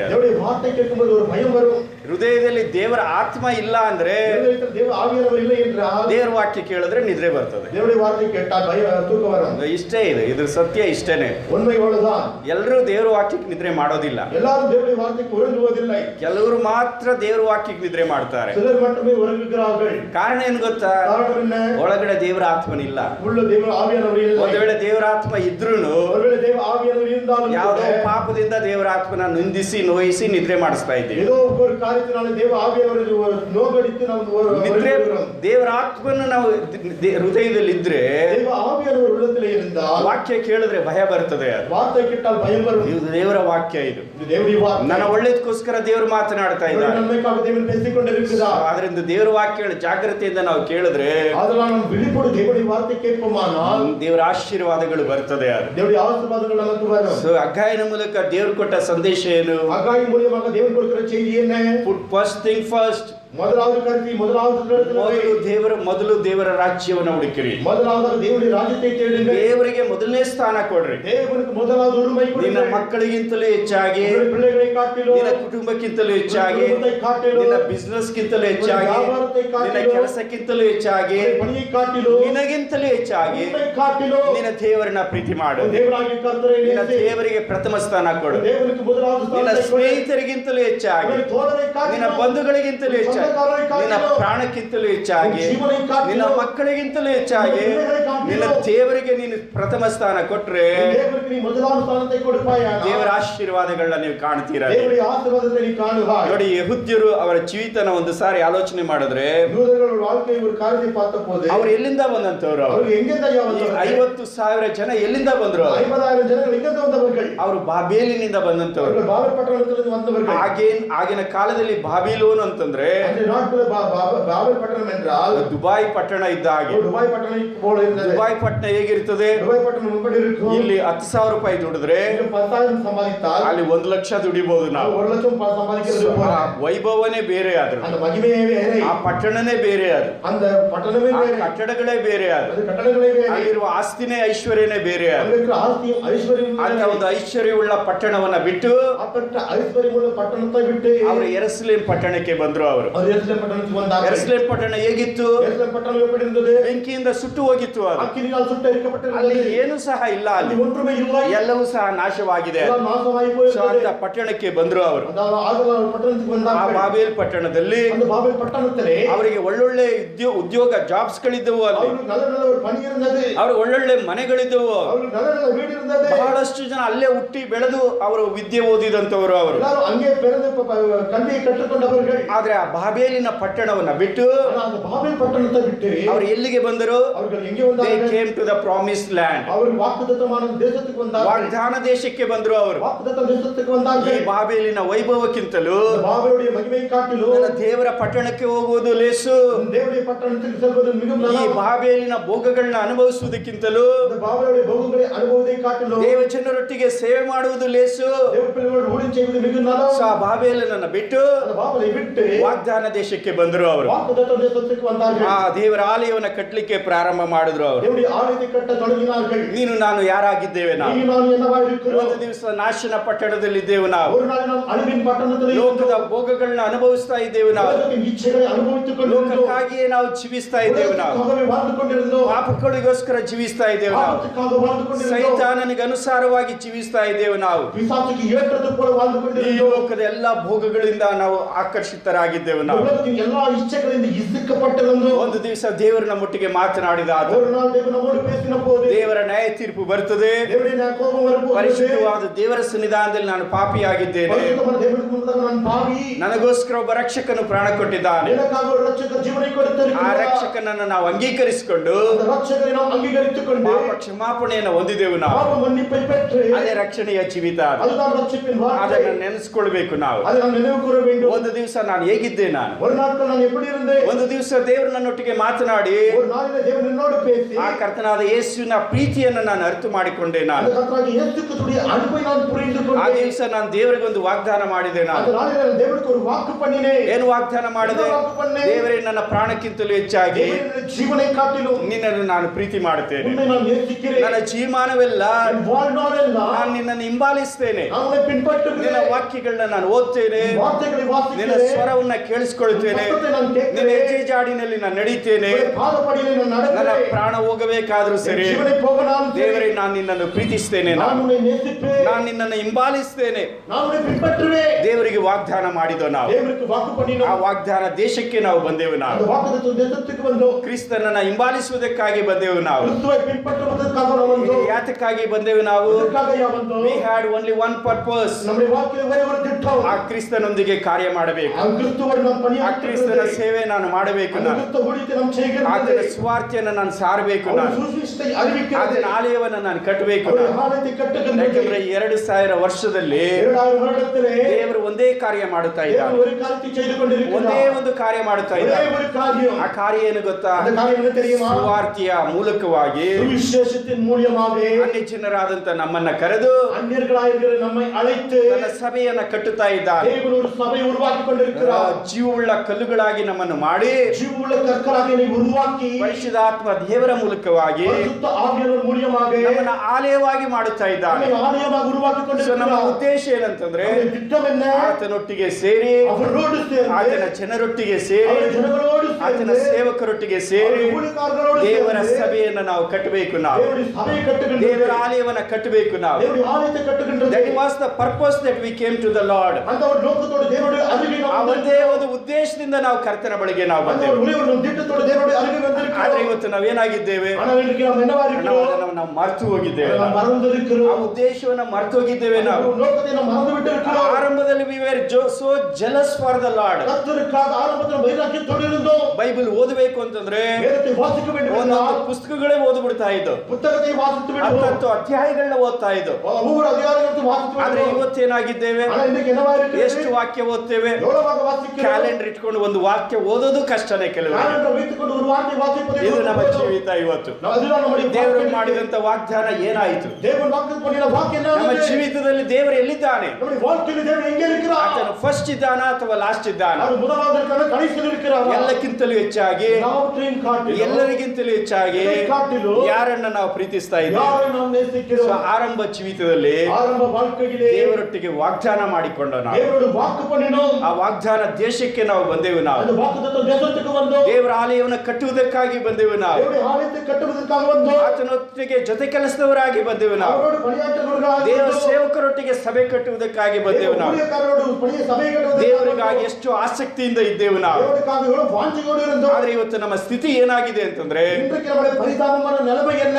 ಆಸಕ್ತಿಯನ್ನ ನಾವು ಕಳ್ಕೊಂಡಿದ್ದೇವೆ. ನಾವು வாஞ்சை இழந்திருக்கிறோம். ದೇವರ ವಾಕ್ಯಗಳನ್ನ ನಾವು ಮರೆತು ಹೋಗಿದ್ದೇವೆ. ನಾವು வார்த்தைகளை ದೇವರ மறந்திருக்கிறோம். ಸನ್ನಿಧಾನದಲ್ಲಿ ಕುಳಿತುಕೊಳ್ಳೋದನ್ನ ಬಿಟ್ಟು ಬಿಟ್ಟಿದ್ದೇವೆ. ನಾವು சமூகத்தில் அமர்ந்திருக்கிறதை விட்டு விடுகிறோம். ಬೈಬಲ್ ಓದುವುದನ್ನು ಸಹ ನಾವು ಬಿಟ್ಟು ಬಿಟ್ಟಿದ್ದೇವೆ. ನಾವು வேதத்தை வாசிப்பது விட்டு விட்டு இருக்கிறோம். ಸೊ ಅದಕ್ಕೆ ಏನೋ ಕಾರಣಗಳಿರಬೇಕು. அதுக்கு ஏதோ ஒரு காரணம் இருக்கலாம். ಕೆಲವು ಸಾರಿ ಏನ್ ಮಾಡ್ತೇವೆ ಗೊತ್ತಾ? சில சமயத்தில் நம்ம என்ன செய்யணும் தெரியுமா? ನಾವು ಸಭೆಗೆ ಬರುವಾಗ நம்ம சபைக்கு வரும்போது ಏನೋ ಒಂದು ಎದುರು ನೋಡಿ ಬರ್ತೇವೆ. ನಾವು ஏதோ ஒரு எதிர்பார்ப்போடு we வருகிறோம். expected something from the church. நாம் சபையினால் ஏதோ காரியங்களை எதிர்பார்த்து ಆದ್ರೆ கொண்டிருக்கிறோம். ಸಭೆಯಲ್ಲಿ ಅದು ನನಗೆ ಸಿಗಲಿಲ್ಲ. ನಾನು சபையில் அது எனக்கு கிடைக்கவில்லை. ಆಗ ನಾನು ಏನ್ ಮಾಡ್ತೇನೆ? அப்போ நான் என்ன செய்கிறேன்? ಅವ್ರು ಸೇವೆ ಮಾಡ್ಕೊಳ್ಳಿ ಬಿಡು ಅಂತ ನಾನು ಇಷ್ಟದಂಗೆ ಹೊರಟೋಗ್ತೇನೆ. அவர் முடித்து செய்து கொண்ட முன்பதாக ಇವತ್ತು ಬಹಳಷ್ಟು ಜನ ಹಾಗೆ ಹೋಗಿದ್ದಾರೆ. இன்றைக்கு அநேகர் அப்படியாக போயிருக்கிறார்கள். ವಿಶ್ವಾಸಿಗಳಿಂದ ಏನೋ ನನಗೆ ಹೆಲ್ಪ್ ಆಗ್ತದೆ, விசுவாசிகள் எனக்கு ஏதோ ஒரு உதவி கிடைக்கிறது. ವಿಶ್ವಾಸಿಗಳಿಂದ ನನಗೆ ಏನೋ ಸಹಾಯ ದೊರಕುತ್ತದೆ, விசுவாசிகளால் ஏதோ எனக்கு உதவி கிடைக்கிறது. ಏನೋ ಒಂದು ಪ್ರೀತಿ ಸಿಗ್ತದೆ ஏதோ ஒரு அன்பு கிடைக்கிறது ಅಂತ ಅನ್ಕೊಂಡು ಬರ್ತೇವೆ ನಾವು. என்பதாக நினைத்து வருகிறோம். ಆ ವಿಶ್ವಾಸಿಗಳಿಂದ ಆ ಪ್ರೀತಿ ಸಿಗ್ಲಿಲ್ಲ ಅಂದ್ರೆ விசுவாசிகளிடத்தில் அந்த அன்பு கிடைக்கவில்லை என்றால் ದೇವರ ಆಲಯವನ್ನ ಬಿಟ್ಟು ಬಿಡ್ತೇವೆ, தேவனுடைய ஆலயத்தை விட்டு விடுகிறோம். ದೇವರ ಸಭೆಯನ್ನ ಬಿಟ್ಟು ಬಿಡ್ತೇವೆ, தேவனுடைய சபையை விட்டு ನಮ್ಮ விடுகிறோம். ಸ್ವಂತ ಮಾರ್ಗದಲ್ಲಿ ಹೋಗ್ತೇವೆ, ஒரு சொந்த வழியில் நடக்கிறோம். ಬಿಸ್ನೆಸ್ ನಲ್ಲಿ ನಾವು ತಲ್ಲೀನರಾಗಿ ಹೋಗ್ತೇವೆ. ನಾವು விவகாரத்தில் நாம் நிலைத்திருக்கிறோம். ಕೆಲವು ಸಾರಿ சில சமயத்திலே ಸಭೆಗೆ ಬಂದಾಗ சபைக்கு வந்த போது ಪಾಸ್ಟರ್ ಅಂದ್ರೆ ಹಿಂಗಿರ್ಬೇಕು போதுவர் என்றால் இப்படி இருக்க வேண்டும் ಅಂತ ಅನ್ಕೊಂಡ್ ಬಂದಿರ್ತೇವೆ ಅಲ್ಲಿ. என்பதாக நினைத்து வந்திருக்கிறோம். ಆದ್ರೆ ಆ ಪಾಸ್ಟರ್ ನಾವು ಅಂದ್ಕೊಂಡೋ ರೀತಿನಲ್ಲಿ ಇಲ್ಲ ಅವರು. ஆனால் அந்த போதகர் நாம் நினைத்தது போல அவர் இருக்கவில்லை. ನಾವೇನ್ ಅನ್ಕೊಂಡು நாம் என்ன ಈ நினைக்கிறோம்? ಪಾಸ್ಟರ್ ಯಾವಾಗೂ ನಮ್ಮನ್ನ ಹೊಗಳ್ತಾ ಇರ್ತಾರೆ, இந்த போதகர் எப்போது நம்மை புகழிக்கொண்டே ನಮ್ಮನ್ನ ಯಾವಾಗ್ಲೂ ಪ್ರೋತ್ಸಾಹಿಸ್ತಾರೆ, எப்போது பலப்படுத்துவார். ಈ ಪಾಸ್ಟರ್ ಯಾವಾಗ್ಲೂ ನಮ್ಮನ್ನ ಏನು ಬೈಯೋದಿಲ್ಲ, போதகர் நம்மை ஒருபோதும் நமக்கு திட்டுவதில்லை. ಕಷ್ಟ ಬಂದಾಗ ಈ ಪಾಸ್ಟರ್ ನಮಗೆ ಸಹಾಯ ಮಾಡ್ತಾರೆ, நமக்கு கஷ்டம் வந்தபோது இந்த போதகர் நமக்கு உதவி செய்வதில்லை. ಸಲಹೆಗೋಸ್ಕರ ಹೋದ್ರೆ ಈ ಪಾಸ್ಟರ್ ನಮ್ಮ ಅನುಕೂಲಕ್ಕೆ ಮಾತಾಡ್ತಾರೆ, நம்முடைய ஆலோசனைக்காக போன அவருக்கு விருப்பம் வந்தது போல பேசுகிறார். ಹಂಗ ಅನ್ಕೊಂಡು ಓದೋ ನಾವು. என்பதாக நாம் நினைத்து 2 ವರ್ಷ ಆದ್ಮೇಲೆ ಪಾಸ್ಟರ್ ಹೆಂಗವ್ರೆ ಅಂತ ಗೊತ್ತಾಯ್ತು. 2 வருடம் கடந்த இந்த போதகர் எப்படி இருக்கான்னு ಈ ಪಾಸ್ಟರ್ ನಾವು ಅಂದ್ಕೊಂಡಂಗೆ ಮಾತಾಡೋದಿಲ್ಲ இந்த ಇವರು. போதகர் நாம் நினைத்தது போல நாம் ಈ ಪಾಸ್ಟರ್ ಕಷ್ಟದಲ್ಲಿ ನಮಗೆ ಸಹಾಯ ಮಾಡೋದಿಲ್ಲ. இந்த போதகர் நம்முடைய கஷ்டத்தில் நமக்கு உதவி செய்வதில்லை. ಸೊ ಆದ್ರಿಂದ ಏನ್ ಮಾಡ್ತೀವಿ ನಾವು? அதனால என்ன செய்கிறோம்? ಬಹಳ ಸಾರಿ ದೇವರ ಆಲಯವನ್ನ, ಸಭೆಯನ್ನ, ಸೇವೆಯನ್ನ ಬಿಟ್ಬಿಡ್ತೇವೆ.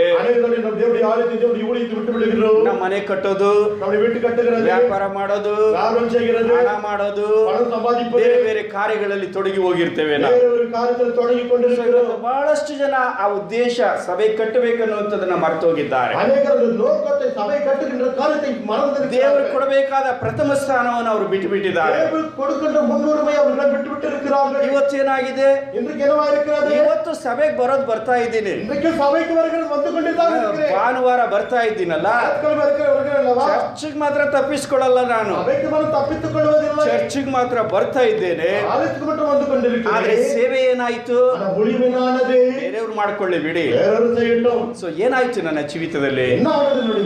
ಏನೋ ಒಂದು ಎದುರು ನೋಡಿದೆ, ஏதோ ஒரு எதிர்பார்த்தே, ನಾನು ಎದುರು ನೋಡಿದ ಹಾಗೆ ಸಿಗ್ಲಿಲ್ಲ. எதிர்பார்த்தது எனக்கு கிடைக்கவில்லை. ಚರ್ಚ್ಗೆ ಹೋಗ್ತಾ ಇದ್ದೀನಿ, பெரிய ಆಲಯಕ್ಕೆ ಹೋಗ್ರೆ ಆ ಚರ್ಚ್ ಹೆಂಗಿದೆ? அந்த ஆலயம் எப்படி இருக்கு? ಎಲ್ಲ ಕೆಲಸ ಮಾಡ್ತೀನಲ್ಲ, ಅದಕ್ಕೆ ಆಗೋದು ಒಂದು ಕೆಲಸ. ಅದು எல்லா பணியும் செய்கிறோம், அதே கூட அது ஒரு பணி.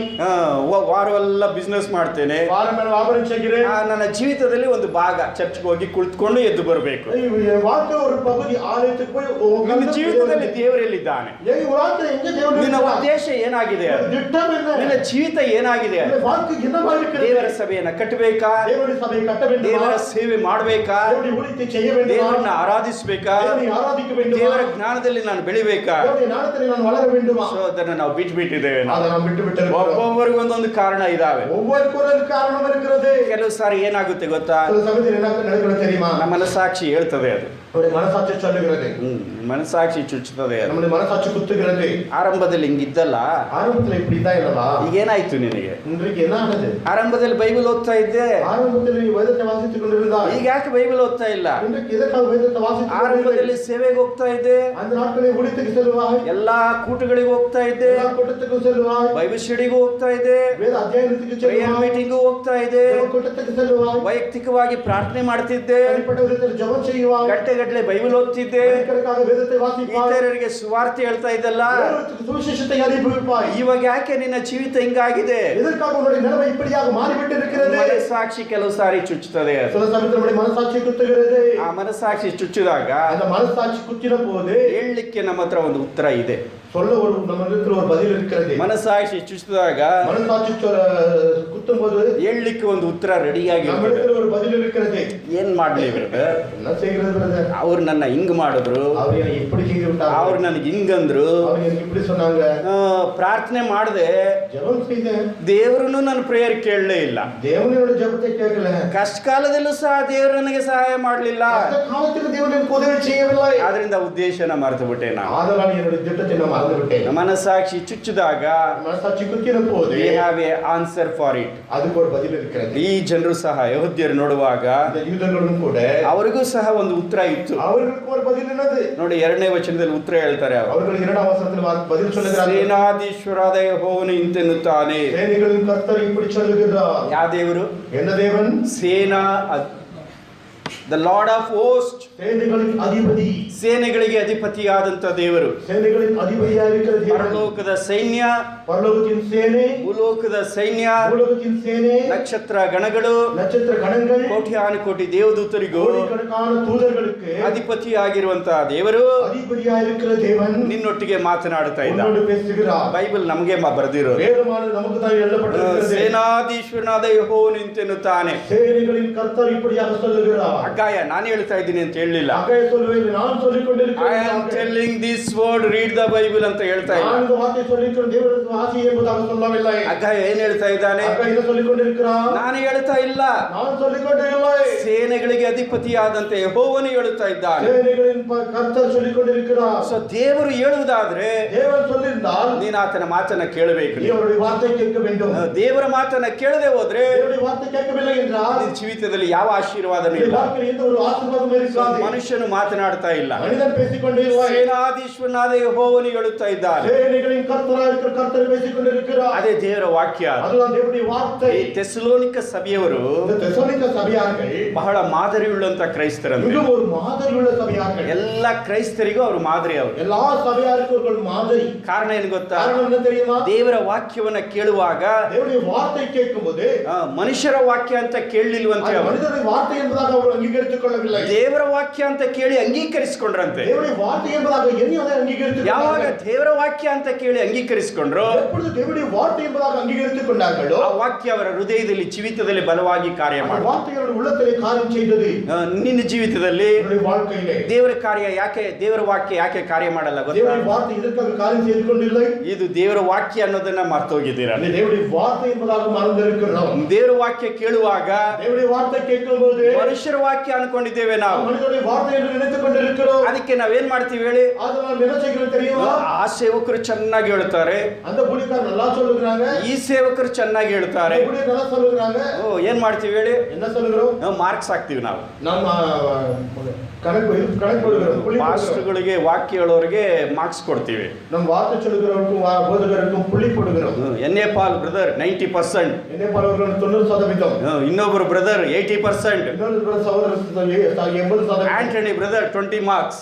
சகோதரருக்கு 20%. ಸೊ ನಾವ್ ಹೇಗ್ ಕೇಳ್ತೀವಿ ವಾಕ್ಯ ಗೊತ್ತಾ? நாம் எப்படி கேட்கிறோம் தெரியுமா? தேவனுடைய வார்த்தை. ಮನುಷ್ಯರ ಮುಖ ನೋಡಿ ವಾಕ್ಯ ಕೇಳ್ತೇವೆ. மனிதனுடைய முகத்தை பார்த்து தேவனுடைய வார்த்தை. ಅದರಿಂದ ಯೆಶಾಯ ಪ್ರವಾದಿ ಬರೆಯುವಾಗ ஆதலால் தேவ ஜக்கரியா அகாயத்திற்கு சொல்லும்போது ನಾನು ಹೇಳ್ತಾ ಇದ್ದೀನಿ ಅಂತ ಹೇಳಿಲ್ಲ. நான் சொல்லிக் கொண்டிருக்கிறேன் சொல்லவில்லை. ಸೇನೆಗಳಿಗೆ ಅಧಿಪತಿಯಾದಂತ ಯೆಹೋವನೇ ಹೇಳುತ್ತಾ ಇದ್ದಾನೆ. சேனைகளின் அதிபதியாக இருக்கிற கர்த்தர் சொல்லிக் கொண்டிருக்கிறார். ಥೆಸಲೋನಿಕ ಸಭೆಯವರು ಅದನ್ನೇ ಮಾಡಿದ್ರು. ಅವರು தெசலோனிக்க சபையார்கள் அதுதான் செய்தார்கள். ಇದು ಮನುಷ್ಯರ ವಾಕ್ಯ ಅಲ್ಲ, ಇದು இது மனிதனுடைய வார்த்தை இல்லை, ದೇವರ ವಾಕ್ಯ. ಇದು இது தேவனுடைய வார்த்தை. ದೇವರು ಮನುಷ್ಯರ ಮೂಲಕವಾಗಿ ಮಾತನಾಡುತ್ತಾ ಇದ್ದಾರೆ. தேவன் மனிதர்கள் மூலமாக பேசுகிறார். ದೇವರ ಸೇವಕರ ಮೂಲಕವಾಗಿ ಮಾತನಾಡುತ್ತಾ ಇದ್ದಾನೆ. ஊழியக்காரர்கள் மூலமாக தேவன் பேசிக் ಇದು கொண்டிருக்கிறார். ದೇವರ ವಾಕ್ಯ ಎಂಬುದಾಗಿ தேவனுடைய வார்த்தை ಅದನ್ನು என்பதாக ಅಂಗೀಕರಿಸಿಕೊಂಡ್ರು. ಅವರು இது அங்கீகரித்துக் ಅದರಿಂದ கொண்டார்கள். ಹೃದಯದಲ್ಲಿ ಮಾರ್ಪಾಡು ಬಂತು ಅವರಿಗೆ. ஆதலால் வாழ்க்கையில் ஒரு மாற்றம் ಅವರ வந்தது. ಜೀವಿತದಲ್ಲಿ ವಾಕ್ಯ ಕಾರ್ಯ ಮಾಡ್ತು ಅವರಿಗೆ. அவருடைய வாழ்க்கையில் வார்த்தைಯನ್ನು காரியம் ಅವ್ರ செய்தது. ಜೀವಿತವನ್ನ ಮಾರ್ಪಟ್ಟುಕೊಂಡ್ರು. ಅವರು அவருடைய வாழ்க்கையை மாற்றிக்கொண்டார்கள். ಏನು ಮಾರ್ಪಡಿಸಿಕೊಂಡ್ರು? என்னை மாற்றிக்கொண்டார்கள். ಮೂಕ ವಿಗ್ರಹಗಳನ್ನ ಬಿಟ್ಟು ಬಿಟ್ರು.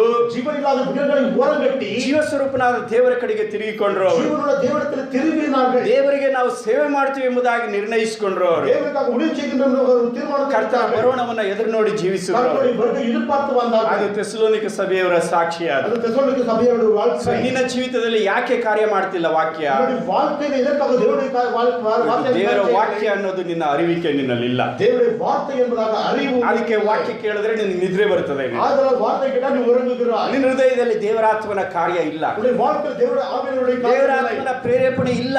தேவ ஆவியினுடைய ஏவுதல் இல்லை. ಆರಂಭದಲ್ಲಿ ಇತ್ತು, ಅದು ஆரம்பத்தில் இருந்தது. ದೇವರಾತ್ಮನನ್ನ ನಂದಿಸಿದ್ರಿಂದ, தேவ ஆவியினுடைய நீ நோகடித்ததா? ದೇವರಾತ್ಮನನ್ನ ನೋಯಿಸಿದ್ರಿಂದ தேவ ஆவியினுடைய நோகடித்ததா? ವಾಕ್ಯಗಳು ನಿನ್ನ ಹೃದಯದಲ್ಲಿ ಕಾರ್ಯ ಮಾಡೋದಿಲ್ಲ ನಿನಗೆ. வார்த்தையான தேவ ಅದರಿಂದ ವಾಕ್ಯ ಕೇಳಿದಾಗಲೂ ನಿನಗೆ ಪ್ರೇರೇಪಣೆ ಬರೋದಿಲ್ಲ. ஆதலால் தேவனுடைய வார்த்தை கேட்டபோது ஒரு ஏவுதல் வருகிறது. ಕರ್ತನಿಗಾಗಿ ನಾನು ಜೀವಿಸಬೇಕೆಂಬ ಅರಿವಿಕೆ ಬರೋದಿಲ್ಲ. கர்த்தருக்காக வாழ வேண்டும் என்ற ஒரு அறிவு வருவதில்லை. So, ಆದ್ರಿಂದ ಅಗ್ಗಾಯನ ಹೇಳ್ತಾ ಇದ್ದಾನೆ, ஆதலால் அக்காயை சொல்லிக் கொண்டிருக்கிறார். ಸೇನಾಧೀಶನಾದ ಯೆಹೋವನು ಇಂತೆನ್ನುತ್ತಾನೆ, சேனைகளின் தேவனாயிருக்கிற கர்த்தர் சொல்லுகிறார். ಯೆಹೋವನ ಆಲಯ ಕಟ್ಟುವುದಕ್ಕೆ ಸಮಯವು ಇನ್ನೂ ಬಂದಿಲ್ಲ ಎಂದು ಈ ಜನರು ಅಂದುಕೊಳ್ಳುತ್ತಾರಲ್ಲ.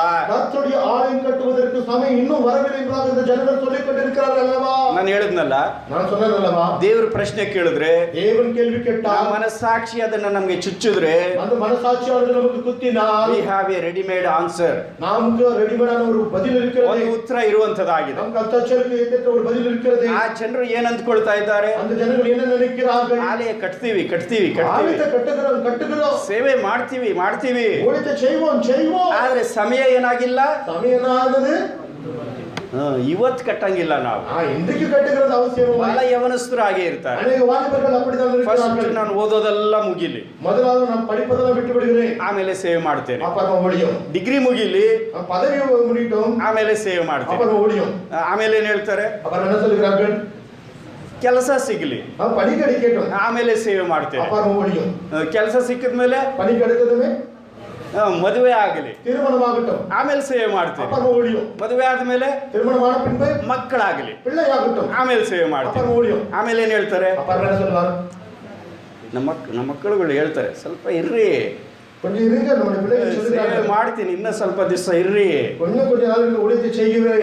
ಮಕ್ಕಳಾದ್ಮೇಲೆ ಮಕ್ಕಳು ದೊಡ್ಡವರಾಗ್ಲಿ, பிள்ளைகள் பெரியவராகட்டும். ಆಮೇಲೆ ಮಕ್ಕಳು ಓದೋದು ಮುಗಿಯಲಿ, அப்போ பிள்ளைகள் படிப்பு, ಆಮೇಲೆ ಓದೋದು ಮುಗಿದ ಮೇಲೆ பிள்ளைகள் படித்தல் முடிஞ்ச ನನ್ನ ಮಕ್ಕಳು ಮದುವೆ ಆಗಲಿ, என் பிள்ளைகள் திருமணம் ஆகட்டும். ಆಮೇಲೆ ಮಕ್ಕಳು ಮದುವೆ ಆದ್ಮೇಲೆ பிள்ளைகள் திருமணம் ನನ್ನ ஆகட்டும். ಮೊಮ್ಮಕ್ಕಳು ಬರಲಿ. நம்முடைய பேர பிள்ளைகள் ನಿನ್ನ ಸೇವೆ ಯಾವಾಗ ಮಾಡೋದು ನೀನು? இவனுக்கு எப்ப ಅಷ್ಟವರೆಗೂ ನೀನು ಬದುಕಿರ್ತೀಯೋ ಸತ್ತಿರ್ತೀಯೋ ಗೊತ್ತಿಲ್ಲ. ನಾನು அது வரைக்கும் நீ பிழைத்திருப்பாய், மாண்டு போயிருப்பாய், யாருக்கு தெரியும். ಅದು ಯಾವತ್ತು ಪೋಸ್ಟ್ಪೋನ್ ಮಾಡಬಾರದು. ನಾವು எப்பொழுது முன்போடக்கூடாது. ಈ ಜನರು ಅದನ್ನೇ ಹೇಳ್ತಾ ಇದ್ದಾರೆ. எல்லாரும் அதான் சொல்லிக் கொண்டிருக்கிறார்கள். ದೇವರ ಆಲಯ ಕಟ್ಟುವುದಕ್ಕಾಗಿಯೇ ದೇವರು ನಮ್ಮನ್ನು ಆರಿಸಿಕೊಂಡಿದ್ದಾನೆ. தேவனுடைய ஆலயத்தை கட்ட முடியாத தேவன் நம்மை ದೇವರ அழைத்திருக்கிறார். ಸೇವೆ ಮಾಡುವುದಕ್ಕಾಗಿಯೇ ದೇವರು ನಮ್ಮನ್ನು ಆರಿಸಿಕೊಂಡಿದ್ದಾನೆ. தேவனை ஊழியத்தை செய்ய முடியாத தேவன் நம்மை தெரிந்து ದೇವರನ್ನು கொண்டிருக்கிறார். ಆರಾಧಿಸುವುದಕ್ಕಾಗಿಯೇ ದೇವರು ನಮ್ಮನ್ನು ಕರೆದಿದ್ದಾನೆ. தேவனை ஆராதிக்கும்படியாக தேவன் நம்மை அழைத்திருக்கிறார். ಆದ್ರೆ ಸಮಯ ಅನುಕೂಲವಾಗಿಲ್ಲ. ஆனா ಸಮಯமானது ಅನುಕೂಲವಾಗಿಲ್ಲ. ಅನುಕೂಲವಾದ ಸಮಯ ಬರಲಿ, அந்த அனுகூலமான ಸಮಯ வரட்டும், ಆಮೇಲೆ ನಾನು ಮಾಡ್ತೀನಿ ಎಂಬುದಾಗಿ ಇವರು ಹೇಳ್ಕೊಳ್ತಾ ಇದ್ದಾರೆ. அப்ப நான் செய்கிறேன் என்பதாக அவர் நினைக்கிறார்கள். ಆ ಸಮಯ ಇನ್ನೂ ಬಂದಿಲ್ಲ ಎಂಬುದಾಗಿ ಸಮயம் வரவில்லை என்பதாக ಈಗ ಅವರು ಉತ್ತರ ಕೊಡ್ತಾ ಇದ್ದಾರೆ. என்பதாக அவர்கள் பதில் கொடுத்துக் கொண்டிருக்கிறார்கள். ಯಾರಿಗೆ ಉತ್ತರ ಕೊಡ್ತಾ ಇದ್ದಾರೆ? யாருக்கு பதில் கொடுத்துக் கொண்டிருக்கிறார்கள்? ದೇವರಿಗೆ ಉತ್ತರ ಕೊಡ್ತಾ ಇದ್ದಾರೆ. தேவனுக்கு பதில் கொடுத்துக் ಇದರ கொண்டிருக்கிறார்கள். ನಿಮಿತ್ತವಾಗಿ ಅವರ ಸ್ಥಿತಿ ಏನಾಗಿದೆ? ಇದರ ನಿಮಿತ್ತமாக ಅವರ நிலைமை எப்படிப்பட்டதாய் இருக்கிறது? 5ನೇ ವಚನದಲ್ಲಿ 5ஆம் வசனத்திலே ನಿಮ್ಮ ಗತಿ ಏನಾಗಿದೆ ಎಂದು ಮನಸ್ಸಿಗೆ ತಂದುಕೊಳ್ಳ್ರಿ. உங்களுடைய நிலைமை என்னவா இருக்கிறது என்பதாக மனதுக்கு கொண்டு வாருங்கள். 6ನೇ ವಚನ, 6வது வசனம், ನೀವು ಬಿತ್ತಿದ ಬೀಜ ಬಹಳ, நீங்கள் விதைத்த விதை அதிகம், ತಂದ ಫಲ ಸ್ವಲ್ಪ, கொண்டு வந்த பழமும் கொஞ்சம், ತಿನ್ನುತ್ತೀರಿ, ருசிக்கிறீங்க, ತೃಪ್ತಿಯಾಗದು, திருப்தி அடைவதில்லை. ಕುಡಿತೀರಾ, நீங்க குடிக்கிறீங்க, ಆನಂದವಾಗದು, ஆனா சந்தோஷமாவதில்லை. ಒದಿಯುತ್ತೀರಿ, போற்றிக் கொள்கிறீங்க, ಬೆಚ್ಚಗಾಗದು. ಅದು ஆனா குளிர கம்மியாகிறதில்லை. ನಿಮ್ಮ ಸ್ಥಿತಿ ಏನಾಗಿದೆ? உங்களுடைய நிலைமை என்னவா இருக்கிறது? ನಿಮ್ಮಲ್ಲಿ ಸಂತೋಷ ಇಲ್ಲ, ஒரு சந்தோஷமில்லை, ನಿಮ್ಮಲ್ಲಿ ಆನಂದ ಇಲ್ಲ, ஆனந்தமில்லை, ನಿಮ್ಮಲ್ಲಿ ತೃಪ್ತಿ ಇಲ್ಲ, உங்களுக்கு திருப்தி இல்லை, ನಿಮ್ಮ ಜೀವಿತದಲ್ಲಿ ನಿಜವಾದಂತ ರಕ್ಷಣಾ ಆನಂದ ಇಲ್ಲ. உங்களுடைய வாழ்க்கையில் உண்மையான ரட்சிப்பின் ஆனந்தம் இல்லை. ಬಹಳ ಕಷ್ಟಗಳಿದ್ದಾವೆ. அநேக கஷ்டங்கள் இருக்கிறது. ಬಿಸ್ನೆಸ್ ಮಾಡ್ತೀರಾ, வியாபாரம் செய்கிறீர்கள், ಲಾಭ ಸಿಗ್ತಾ ಇಲ್ಲ. லாபம் கிடைத்துக் கொண்டு இல்லை. ಹೊಲದಲ್ಲಿ ಬಿತ್ತುತ್ತಾ ಇದ್ದೀರಾ, வயலில் விதைத்துக் கொண்டிருக்கிறீர்கள், ಬೆಳೆ ಬರ್ತಾ ಇಲ್ಲ. விலை வந்து கொண்டு இல்லை. ಸಂಬಳ ತಗೊಳ್ತೀರಾ, சம்பளத்தை எடுத்துக் கொண்டிருக்கிறீங்க, ಆದ್ರೆ ಸಂಬಳದ ಚೀಲ ಏನಾಗಿದೆ? ஆனா சம்பளத்தின் பையனா இருக்கிறது, ತೂತಾಗಿ ಹೋಗಿದೆ. இருக்கிறது. 1 ಲಕ್ಷ ಸಂಬಳ ಬಂದ್ರು, 1 ಲಕ್ಷம் சம்பளம் வந்தாலும் ತಿಂಗಳ ಕೊನೆಯಲ್ಲಿ ಪೆಟ್ರೋಲ್ಗೆ ದುಡ್ಡಿಲ್ಲ, மாதம் கடைசியில் பெட்ரோலுக்கு துட்டு இல்லை, ಎಲೆಕ್ಟ್ರಿಸಿಟಿ ಬಿಲ್ ಕಟ್ಟಕ್ಕೆ ದುಡ್ಡಿಲ್ಲ, மின்சாரத்துக்கு பணம் இல்லை, ಅಲ್ಲಿ ಸಾಲ ಇಲ್ಲಿ ಸಾಲ, அங்க கடன் இங்க கடன், ಕೇಳಿದವ್ರು ನೋಡಿದವ್ರನ್ನೆಲ್ಲ ಸಾಲ ಕೇಳುವಂಥದ್ದು. பார்த்தவர்களெல்லாம் கடன் கேட்பது. ನಿಮ್ಮ ಸ್ಥಿತಿ ಏನಾಗಿದೆ? உங்களுடைய நிலைமை என்னவா இருக்கிறது? ನಿಮ್ಮ ಸ್ಥಿತಿ ಯಾಕೆ ಹಿಂಗಾಗಿದೆ? எதற்காக ஒரு நிலைமை இப்படியாக ಯಾಕಿಂತ மாறிவிட்டது? ಸ್ಥಿತಿ ಬಂದೈತೆ? எதற்காக இப்படிப்பட்ட நிலைமை வந்திருக்கிறது? ದೇವರು ಏನ್ ಹೇಳ್ತಾ ಇದ್ದಾನೆ? தேவன் என்ன சொல்லிக் கொண்டிருக்கிறார்? ದೇವರಿಗೆ ಕೊಡಬೇಕಾದ ಸ್ಥಾನವನ್ನ ನೀನು ಕೊಡ್ತಾ ಇಲ್ಲ. தேவனுக்கு கொடுக்க வேண்டிய நிலைமை நீ கொடுத்துண்டில்லை. The first fruit belong to the Lord. முதலாவது கனி தேவனுக்குரியது. ಅದು ದೇವರ ಸ್ಥಾನ. அது தேவனுடைய ஸ்தானம். ನಿನ್ನ ಆದಾಯದಲ್ಲಿ, உன்னுடைய ஆதாயத்திலே, ನಿನ್ನ ಬೆಳೆಯಲ್ಲಿ உன்னுடைய வரையிலே the first fruit belong to the Lord. முதலாவது கனி தேவனுக்கு சார்ந்தது. So ಅದನ್ನ ನೀನು ಕೊಡ್ತಾ ಇಲ್ಲ. ನೀನು ಅದನ್ನು ಕೊಡುತ್ತುಕೊಂಡೇ ಇಲ್ಲ. So ನೀನೇನ್ ಅನ್ಕೊಂಡಿದೀಯಾ? ಏನು நினைக்கிறாய்? ದೇವರ ಹತ್ರನೇ ಸಾಲ ಇಟ್ಕೊಳ್ತಾರೆ. ದೇವರತ್ರೇ ಕடன் வைத்துக்கொள்கிறோம். ಈ ತಿಂಗಳು ಬೇಡ ಸ್ವಾಮಿ, இந்த மாதம் என்ன தப்பு? ನೆಕ್ಸ್ಟ್ ಮಂತ್ 2 ತಿಂಗಳದ್ದು ಸೇರಿಸಿ ಕೊಟ್ಬಿಡ್ತೀನಿ. வர மாதம் 2 மாதத்தை சேர்த்து கொடுத்து ಬಿಡುவேன். 2 ತಿಂಗಳಾದ್ಮೇಲೆ இரண்டாம் மாதம் கடந்த பின்பு ಇದೊಂದು ತಿಂಗಳು ಕ್ಷಮಿಸ್ಬಿಡು ಸ್ವಾಮಿ, ನೆಕ್ಸ್ಟ್ ಮಂತ್ 3ನೇ ತಿಂಗಳು 3 ತಿಂಗಳದ್ದು ಸೇರಿಸಿ ನಿನಗೆ ಟೈತ್ ಕೊಡ್ತೀನಿ. இந்த இரண்டாவது மாதத்தை நீ மன்னித்து விடு, 3ஆவது மாதத்தை சேர்த்து 3 மாதத்தை சேர்த்து ನಾವು ಟೈತ್ ಕೊಟ್ಟು ಬಿಡುತ್ತೇವೆ. ದೇವರ ಹತ್ರನೇ ಸಾಲ ಮಾಡ್ತೇವೆ ನಾವು. ದೇವರತ್ರೇ ಕடன் செய்கிறோம். ಸೊ ದೇವರ ವಾಕ್ಯ ಏನು ಹೇಳುತ್ತೆ? ದೇವರ ವಾಕ್ಯ சொல்லுகிறது, ದೇವರು ಕೊಡಬೇಕಾದ ಸ್ಥಾನ ನೀನು ಕೊಡದೇ ಇರೋದ್ರಿಂದ, ದೇವರು கொடுக்க வேண்டிய ஸ்தானத்தை கொடுக்காமல் இருப்பதா, ನೀನು ಎಷ್ಟೇ ಸಂಬಳ ತೆಗೆದ್ರು, எவ்வளவே பணத்தை சம்பாதித்தாலும் ನಿನ್ನ ಸಂಬಳ ಚೀಲ ಅದು ತೂತುಂದಾಗಿದೆ. ಅದು அதோட பை அது தொண்டியா இருக்கிறது. ಅದು ನಿನ್ನಂತ್ರ ನಿಲ್ತಾ ಇಲ್ಲ. ಅದು உன்னிடத்தில் நின்று கொண்டு இல்லை. ಮಲಾಕಿ ಏನ್ ಹೇಳ್ತಾನೆ ಗೊತ್ತಾ? மலாக்கி என்ன சொல்கிறார் தெரியுமா? Give the first to the Lord and give the best to the Lord. தேவனுக்கு முதலாவது தேவனுக்கு மேன்மையானதும் கொடு.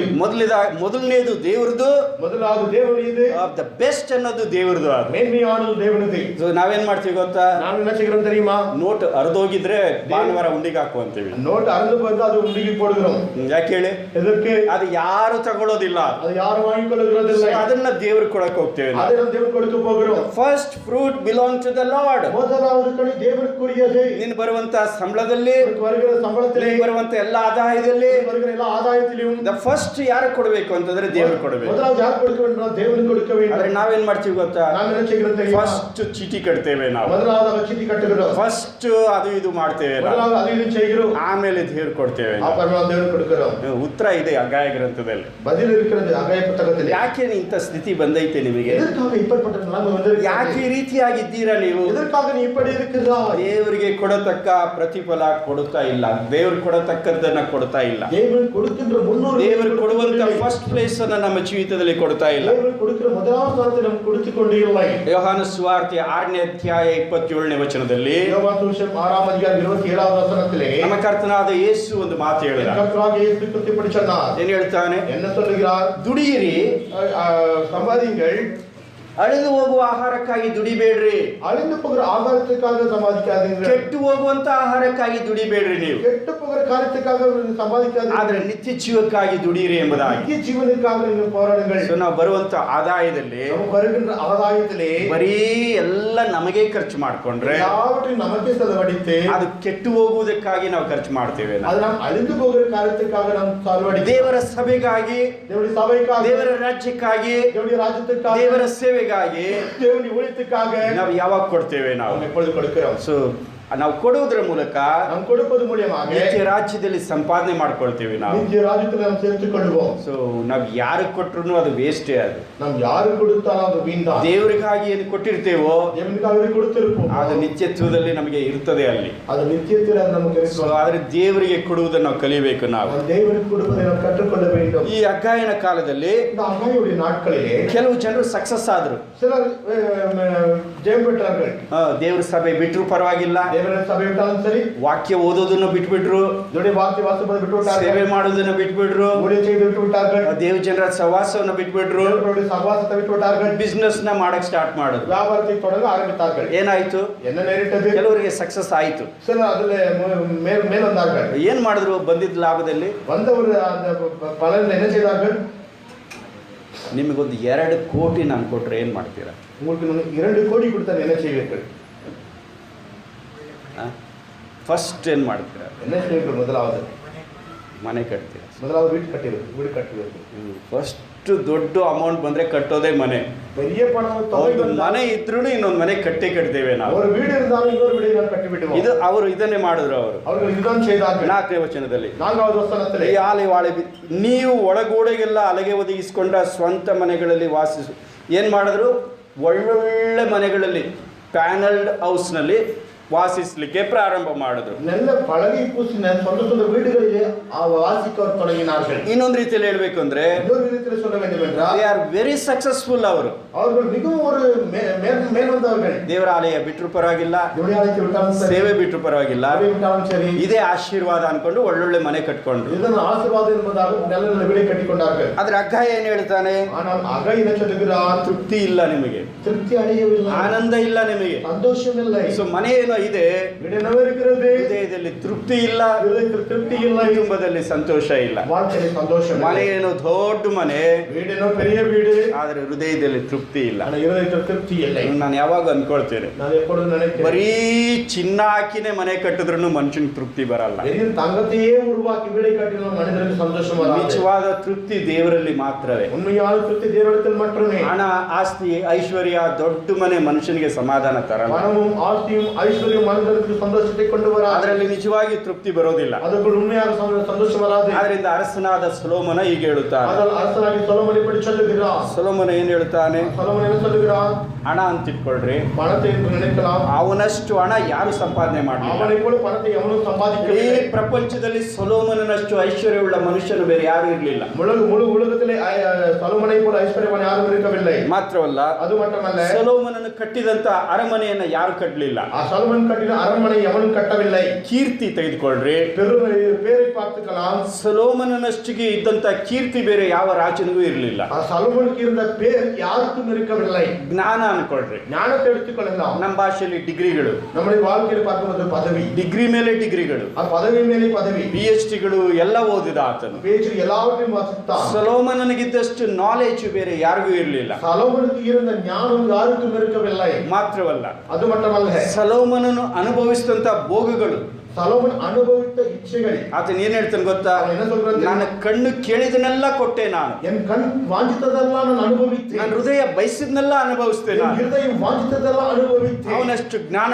ಯಾರಿಗೂ ಇರಲಿಲ್ಲ, ಅವನಿಗೂ ಇರದಕ್ಕೆ ಅವನಿಗಿಂತ ಐಶ್ವರ್ಯ ಯಾರಿಗೂ ಇರಲಿಲ್ಲ, ಅವನಿಗಿಂತ ಐಶ್ವರ್ಯ ಅವನು ಮಾಡಿದ ಅನುಭವಿಸಿದ ಭೋಗಗಳು ಯಾರು ಅನುಭವಿಸಲಿಲ್ಲ. ಅವನು ಅನುಭವಿಸಿದ அந்த ಇಚ್ಛೆಗಳು ಯಾರು ಅನುಭವಿಸಲಿಲ್ಲ. ಆದ್ರೆ ಅದನ್ನೆಲ್ಲ ನೆನೆಸ್ಕೊಂಡು ಒಂದು ಮಾತು ಹೇಳ್ತಾನೆ. ಅವನು ಎಲ್ಲವನ್ನೂ ನೆನೆದು ஒரு காரியத்தை சொல்கிறார். ಪ್ರಸಂಗಿ ಗ್ರಂಥ 1ನೇ ಅಧ್ಯಾಯ 2ನೇ ವಚನದಲ್ಲಿ ಪ್ರಸಂಗಿ ಪುಸ್ತಕ 1ನೇ ಅಧ್ಯಾಯ 2ನೇ ವಚನದಲ್ಲಿ ಏನ್ ಹೇಳ್ತಾನೆ ಆತನು? என்ன சொல்லுகிறான்? ವ್ಯರ್ಥವೇ ವ್ಯರ್ಥ, வீணோவி, ವ್ಯಾನಿಟಿ ಆಫ್ ವ್ಯಾನಿಟೀಸ್. வீணோவின் ವ್ಯಾನಿಟಿ ಅಂತಂದ್ರೆ விருது என்றால் ಸೋಪ್ ಬಬಲ್ ಇರ್ತದಲ್ಲ, இந்த சோப் பொடி அந்த நொரை முட்டை இருக்கிறதல்லவா, ಗುಳ್ಳೆ ಸೋಪ್ ನೀರ್ ಮಾಡಿ ಊದ್ತೀವಿ ನಾವು. இந்த சோப்பை தண்ணீர் உருவாக்கி ನಾವು ஊதுகிறோம். ಇಷ್ಟು ದಪ್ಪ ಏನು ಹೇಳ್ತದೆ ಅದು? ಬೆಲೂನ್ ಕುಳ್ಳೆ.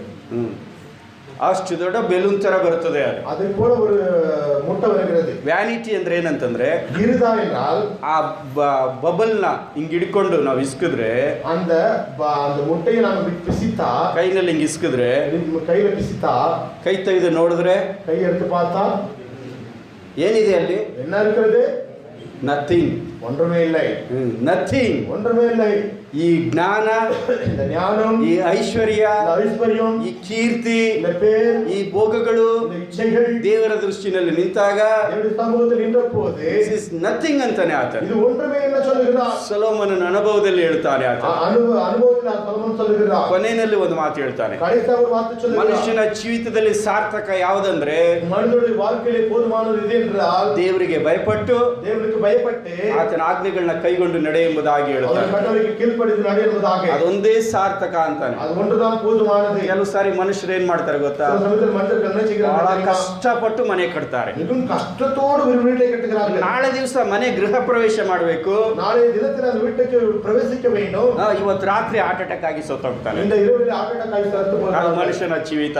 ಅದು ಮನುಷ್ಯನ வாழ்க்கை. ಸೊ ಮನುಷ್ಯನ ಪಟ್ಟ ಎಲ್ಲ ಪ್ರಯಾಸ, ಮನುಷ್ಯನ ಪಟ್ಟ ಎಲ್ಲಾ ಪ್ರಯಾಸ ಅದು ವ್ಯರ್ಥವಾಗಿ ಹೋಗ್ತದೆ. ಅದು ವಿರುದ್ಧವಾಗುತ್ತದೆ. ಲೂಕನ ಸುವಾರ್ತೆ 12ನೇ ಅಧ್ಯಾಯದಲ್ಲಿ ಲೂಕ ಸುವಿಶೇಷ 12ನೇ ಅಧ್ಯಾಯದಲ್ಲಿ ಒಬ್ಬ ಯವನಸ್ಥನನ್ನ ನೋಡ್ತೇವೆ. ஒரு வாலிபனை நாம் பார்க்கிறோம். ಬಹಳಷ್ಟು ಭೂಮಿ ಮಾಡಿದ ಆತನು, ಅನೇಕ ಭೂಮಿ செய்தான், ಬಹಳಷ್ಟು ಬೆಳೆ ಬೆಳೆದ ಆತನು, ಅನೇಕವಾದ ಬೆಳೆಯುತ್ತಾನೆ, ಕಣಜಗಳಲ್ಲಿ ತುಂಬಿಟ್ಕೊಂಡು, ಕಣಜಗಳಲ್ಲಿ ಸೇರ್ತು வைத்தான். ಓ ಆತ್ಮವೇ ಸುಖ ಪಡು, ಸಂತೋಷ ಪಡು ಓ ಅಂತ. ಆತ್ಮವೇ ಸಂತೋಷಪಟ್ಟು ಕಲಿಕೂರು ಎಂದು சொல்லுகிறார். ಆದ್ರೆ ದೇವರು ಏನು ಹೇಳಿದ? ஆனால் தேவன் பார்த்தேன்னு சொல்லுகிறார், ಓ ಮೂರ್ಖನೇ, ಏ ಮದಕೇಡಿಯೇ, ಈ ರಾತ್ರಿ ನಿನ್ನ ಪ್ರಾಣ ನಿನ್ನಿಂದ ಕೇಳಲ್ಪಡುತ್ತದೆ. உன்னுடைய ஜீவன் இரவில் எடுக்கப்படு.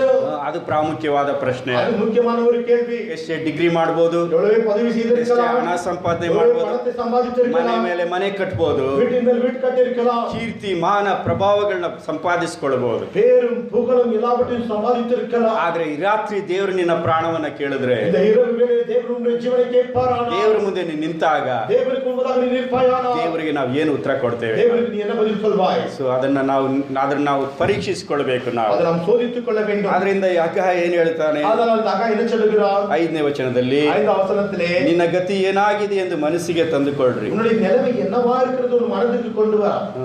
ಮತ್ತೆ 7ನೇ ವಚನದಲ್ಲಿ, 7வது ವಚನದಲ್ಲಿ, ನಿಮ್ಮ ಗತಿ ಏನಾಗಿದೆ ಎಂದು ಮನಸ್ಸಿಗೆ ತಂದುಕೊಳ್ಳ್ರಿ. உன்னுடைய நிலைமை என்னவா இருக்கிறது உன் மனதுக்கு கொண்டு வா. 12ನೇ ವಚನದಲ್ಲಿ, 12ನೇ ವಚನದಲ್ಲಿ, ಶೇಲ್ತಿಯೇಲನ ಮಗನಾದ ಜೆರುಬ್ಬಾಬೆಲ್, ಯೆಹೋಚಾದಕನಿಗೆ ಹುಟ್ಟಿದ ಮಹಾಜಕನಾದ ಯೆಹೋಶುವ, ಸಮಸ್ತ ಜನಶ್ರೇಷ್ಠ ಇವರೆಲ್ಲ ಯೆಹೋವನೆಂಬ ತಮ್ಮ ದೇವರ ನುಡಿಗೂ ಯೆಹೋವನೆಂಬ ತಮ್ಮ ದೇವರ ಅಪ್ಪಣೆಯ ಪ್ರಕಾರ ಪ್ರವಾದಿಯಾದ ಹಗ್ಗಾಯನು ಹೇಳಿದ ಮಾತುಗಳಿಗೂ ಕಿವಿಗೊಟ್ಟು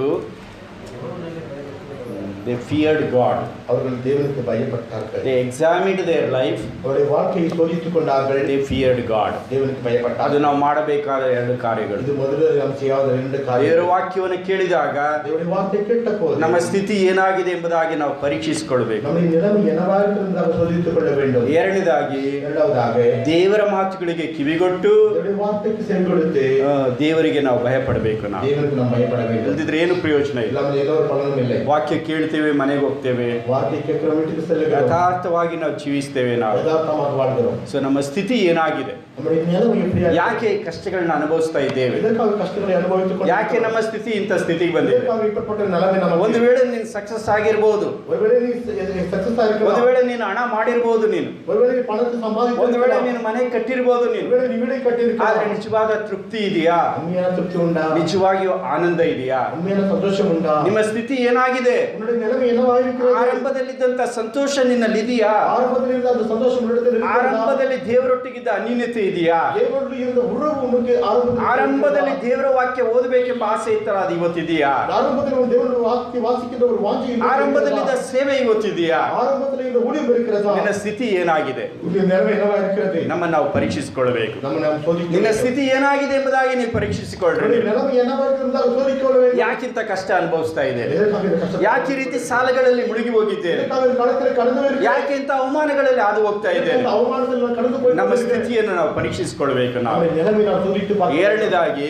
இரண்டாவதாக ದೇವರ ವಾಕ್ಯಕ್ಕೆ ನಾವು ಭಯಪಡಬೇಕು. ನಾವು தேவனுடைய வார்த்தைக்கு நாம் பயப்பட ದೇವರ வேண்டும். ವಾಕ್ಯವನ್ನು ಕೇಳಿ தேவனுடைய வார்த்தையை கேட்டு ಪ್ರವಾದಿ ನುಡಿದಂತ ಮಾತುಗಳಿಗೆ தீர்க்கதரிசன வார்த்தைகளுக்கு ಚಿರುಬಾಬೆಲನು ಯೆಹೂಷವನು ಭಯಪಟ್ಟರು. ಅವರು ಜೆರುಬ್ಬಾಬೆಲನು ಯೋಶುವನು ಭಯಪಟ್ಟಾர்கள். ದೇವ ಸೇವಕರು ಸಹ ಭಯಪಟ್ಟರು. ಅವರು ದೇವ ஊழியக்காரರು ಭಯಪಟ್ಟಾர்கள். ತಮ್ಮ ಜೀವಿತವನ್ನು ಅವರು ಸರಿಪಡಿಸಿಕೊಂಡ್ರು. வாழ்க்கையை சரிப்படுத்திಕೊಂಡார்கள். ನಮ್ಮ ಜೀವಿತವನ್ನು ನಾವು ಪರೀಕ್ಷಿಸಿಕೊಳ್ಳೋಣ. நம்முடைய வாழ்க்கையை சரிப்படுத்திಕೊಳ್ಳலாம். ನಮ್ಮ ಸಮಯವನ್ನು ನಾವು ಯಾವ ರೀತಿ ಕಳೀತಾ ಇದ್ದೇವೆ? நம்முடைய ಸಮಯத்தை நாம் எப்படி கழித்துக்கொண்டிருக்கிறோம்? ಅಥವಾ ನಮ್ಮ ಸಮಯ ಇಲ್ಲ ಎಂಬುದಾಗಿ ನಾವು ಹೇಳ್ತಾ ಇದ್ದೇವಾ? இல்லை நம்முடைய ಸಮಯ இல்லை என்று சொல்லிக்கொண்டிருக்கிறோமா? ದೇವರ ಕಾರ್ಯಗಳಿಗಾಗಿ ಸಮಯ ಇಲ್ಲ ಎಂಬುದಾಗಿ ಅಂದುಕೊಳ್ತಾ ಇದ್ದೇವಾ? தேவனுடைய காரியத்துக்காக ಸಮಯ இல்லை என்று சொல்லிக்கொண்டிருக்கிறோமா? ನಮ್ಮ ಹಣವನ್ನು ನಾವು ಹೇಗೆ ಖರ್ಚು ಮಾಡ್ತಾ ಇದ್ದೇವೆ? பணத்தை நாம் எப்படி செலவழித்துக் கொண்டிருக்கிறோம்? ನಮ್ಮ ಹಣ ನಮ್ಮದಲ್ಲ, நம்முடைய பணம் நம்முடையதல்ல. ನಮ್ಮ ಹಣ ದೇವರದಾಗಿದೆ. ಅದು நம்முடைய பணம் தேவனுடையது. ದೇವರಿಗೆ ಕೊಡುವಂತ ವಿಷಯದಲ್ಲಿ ನಾವು ಹೇಗಿದ್ದೇವೆ? தேவன் கொடுக்கிற விஷயத்தில் நாம் எப்படி இருக்கிறோம்? ದೇವರಿಗೆ ಕೊಡಬೇಕಾದದನ್ನು ನಾವು ಕೊಡ್ತಾ ಇದ್ದೇವಾ? தேவன் கொடுக்க வேண்டியதை நாம் கொடுத்துக் கொண்டிருக்கிறோமா? ಸೊ ನಮ್ಮ ಜೀವಿತ ಹೇಗಿದೆ? ಅದು நம்முடைய வாழ்க்கை எப்படி இருக்கிறது? ನಮ್ಮ ಆಲೋಚನೆಗಳು ಹೇಗಿದ್ದಾವೆ? நம்முடைய யோசனைகள் எப்படி இருக்கிறது? ನಾವು ಯಾವಾಗಲೂ ಯಾರನ್ನ ಕುರಿತು ಯೋಚನೆ நாம் ಮಾಡ್ತೇವೆ? எப்பொழுதும் நாம் யாரை பற்றி யோசிக்கிறோம்? ನಮ್ಮ ಆಲೋಚನೆಯಲ್ಲಿ ದೇವರಿದ್ದಾನಾ? ನಮ್ಮ ಯೋಚನೆಯಲ್ಲಿ ದೇವರು இருக்கிறாரா? ಅಥವಾ ನಮ್ಮ ಆಲೋಚನೆಯಲ್ಲಿ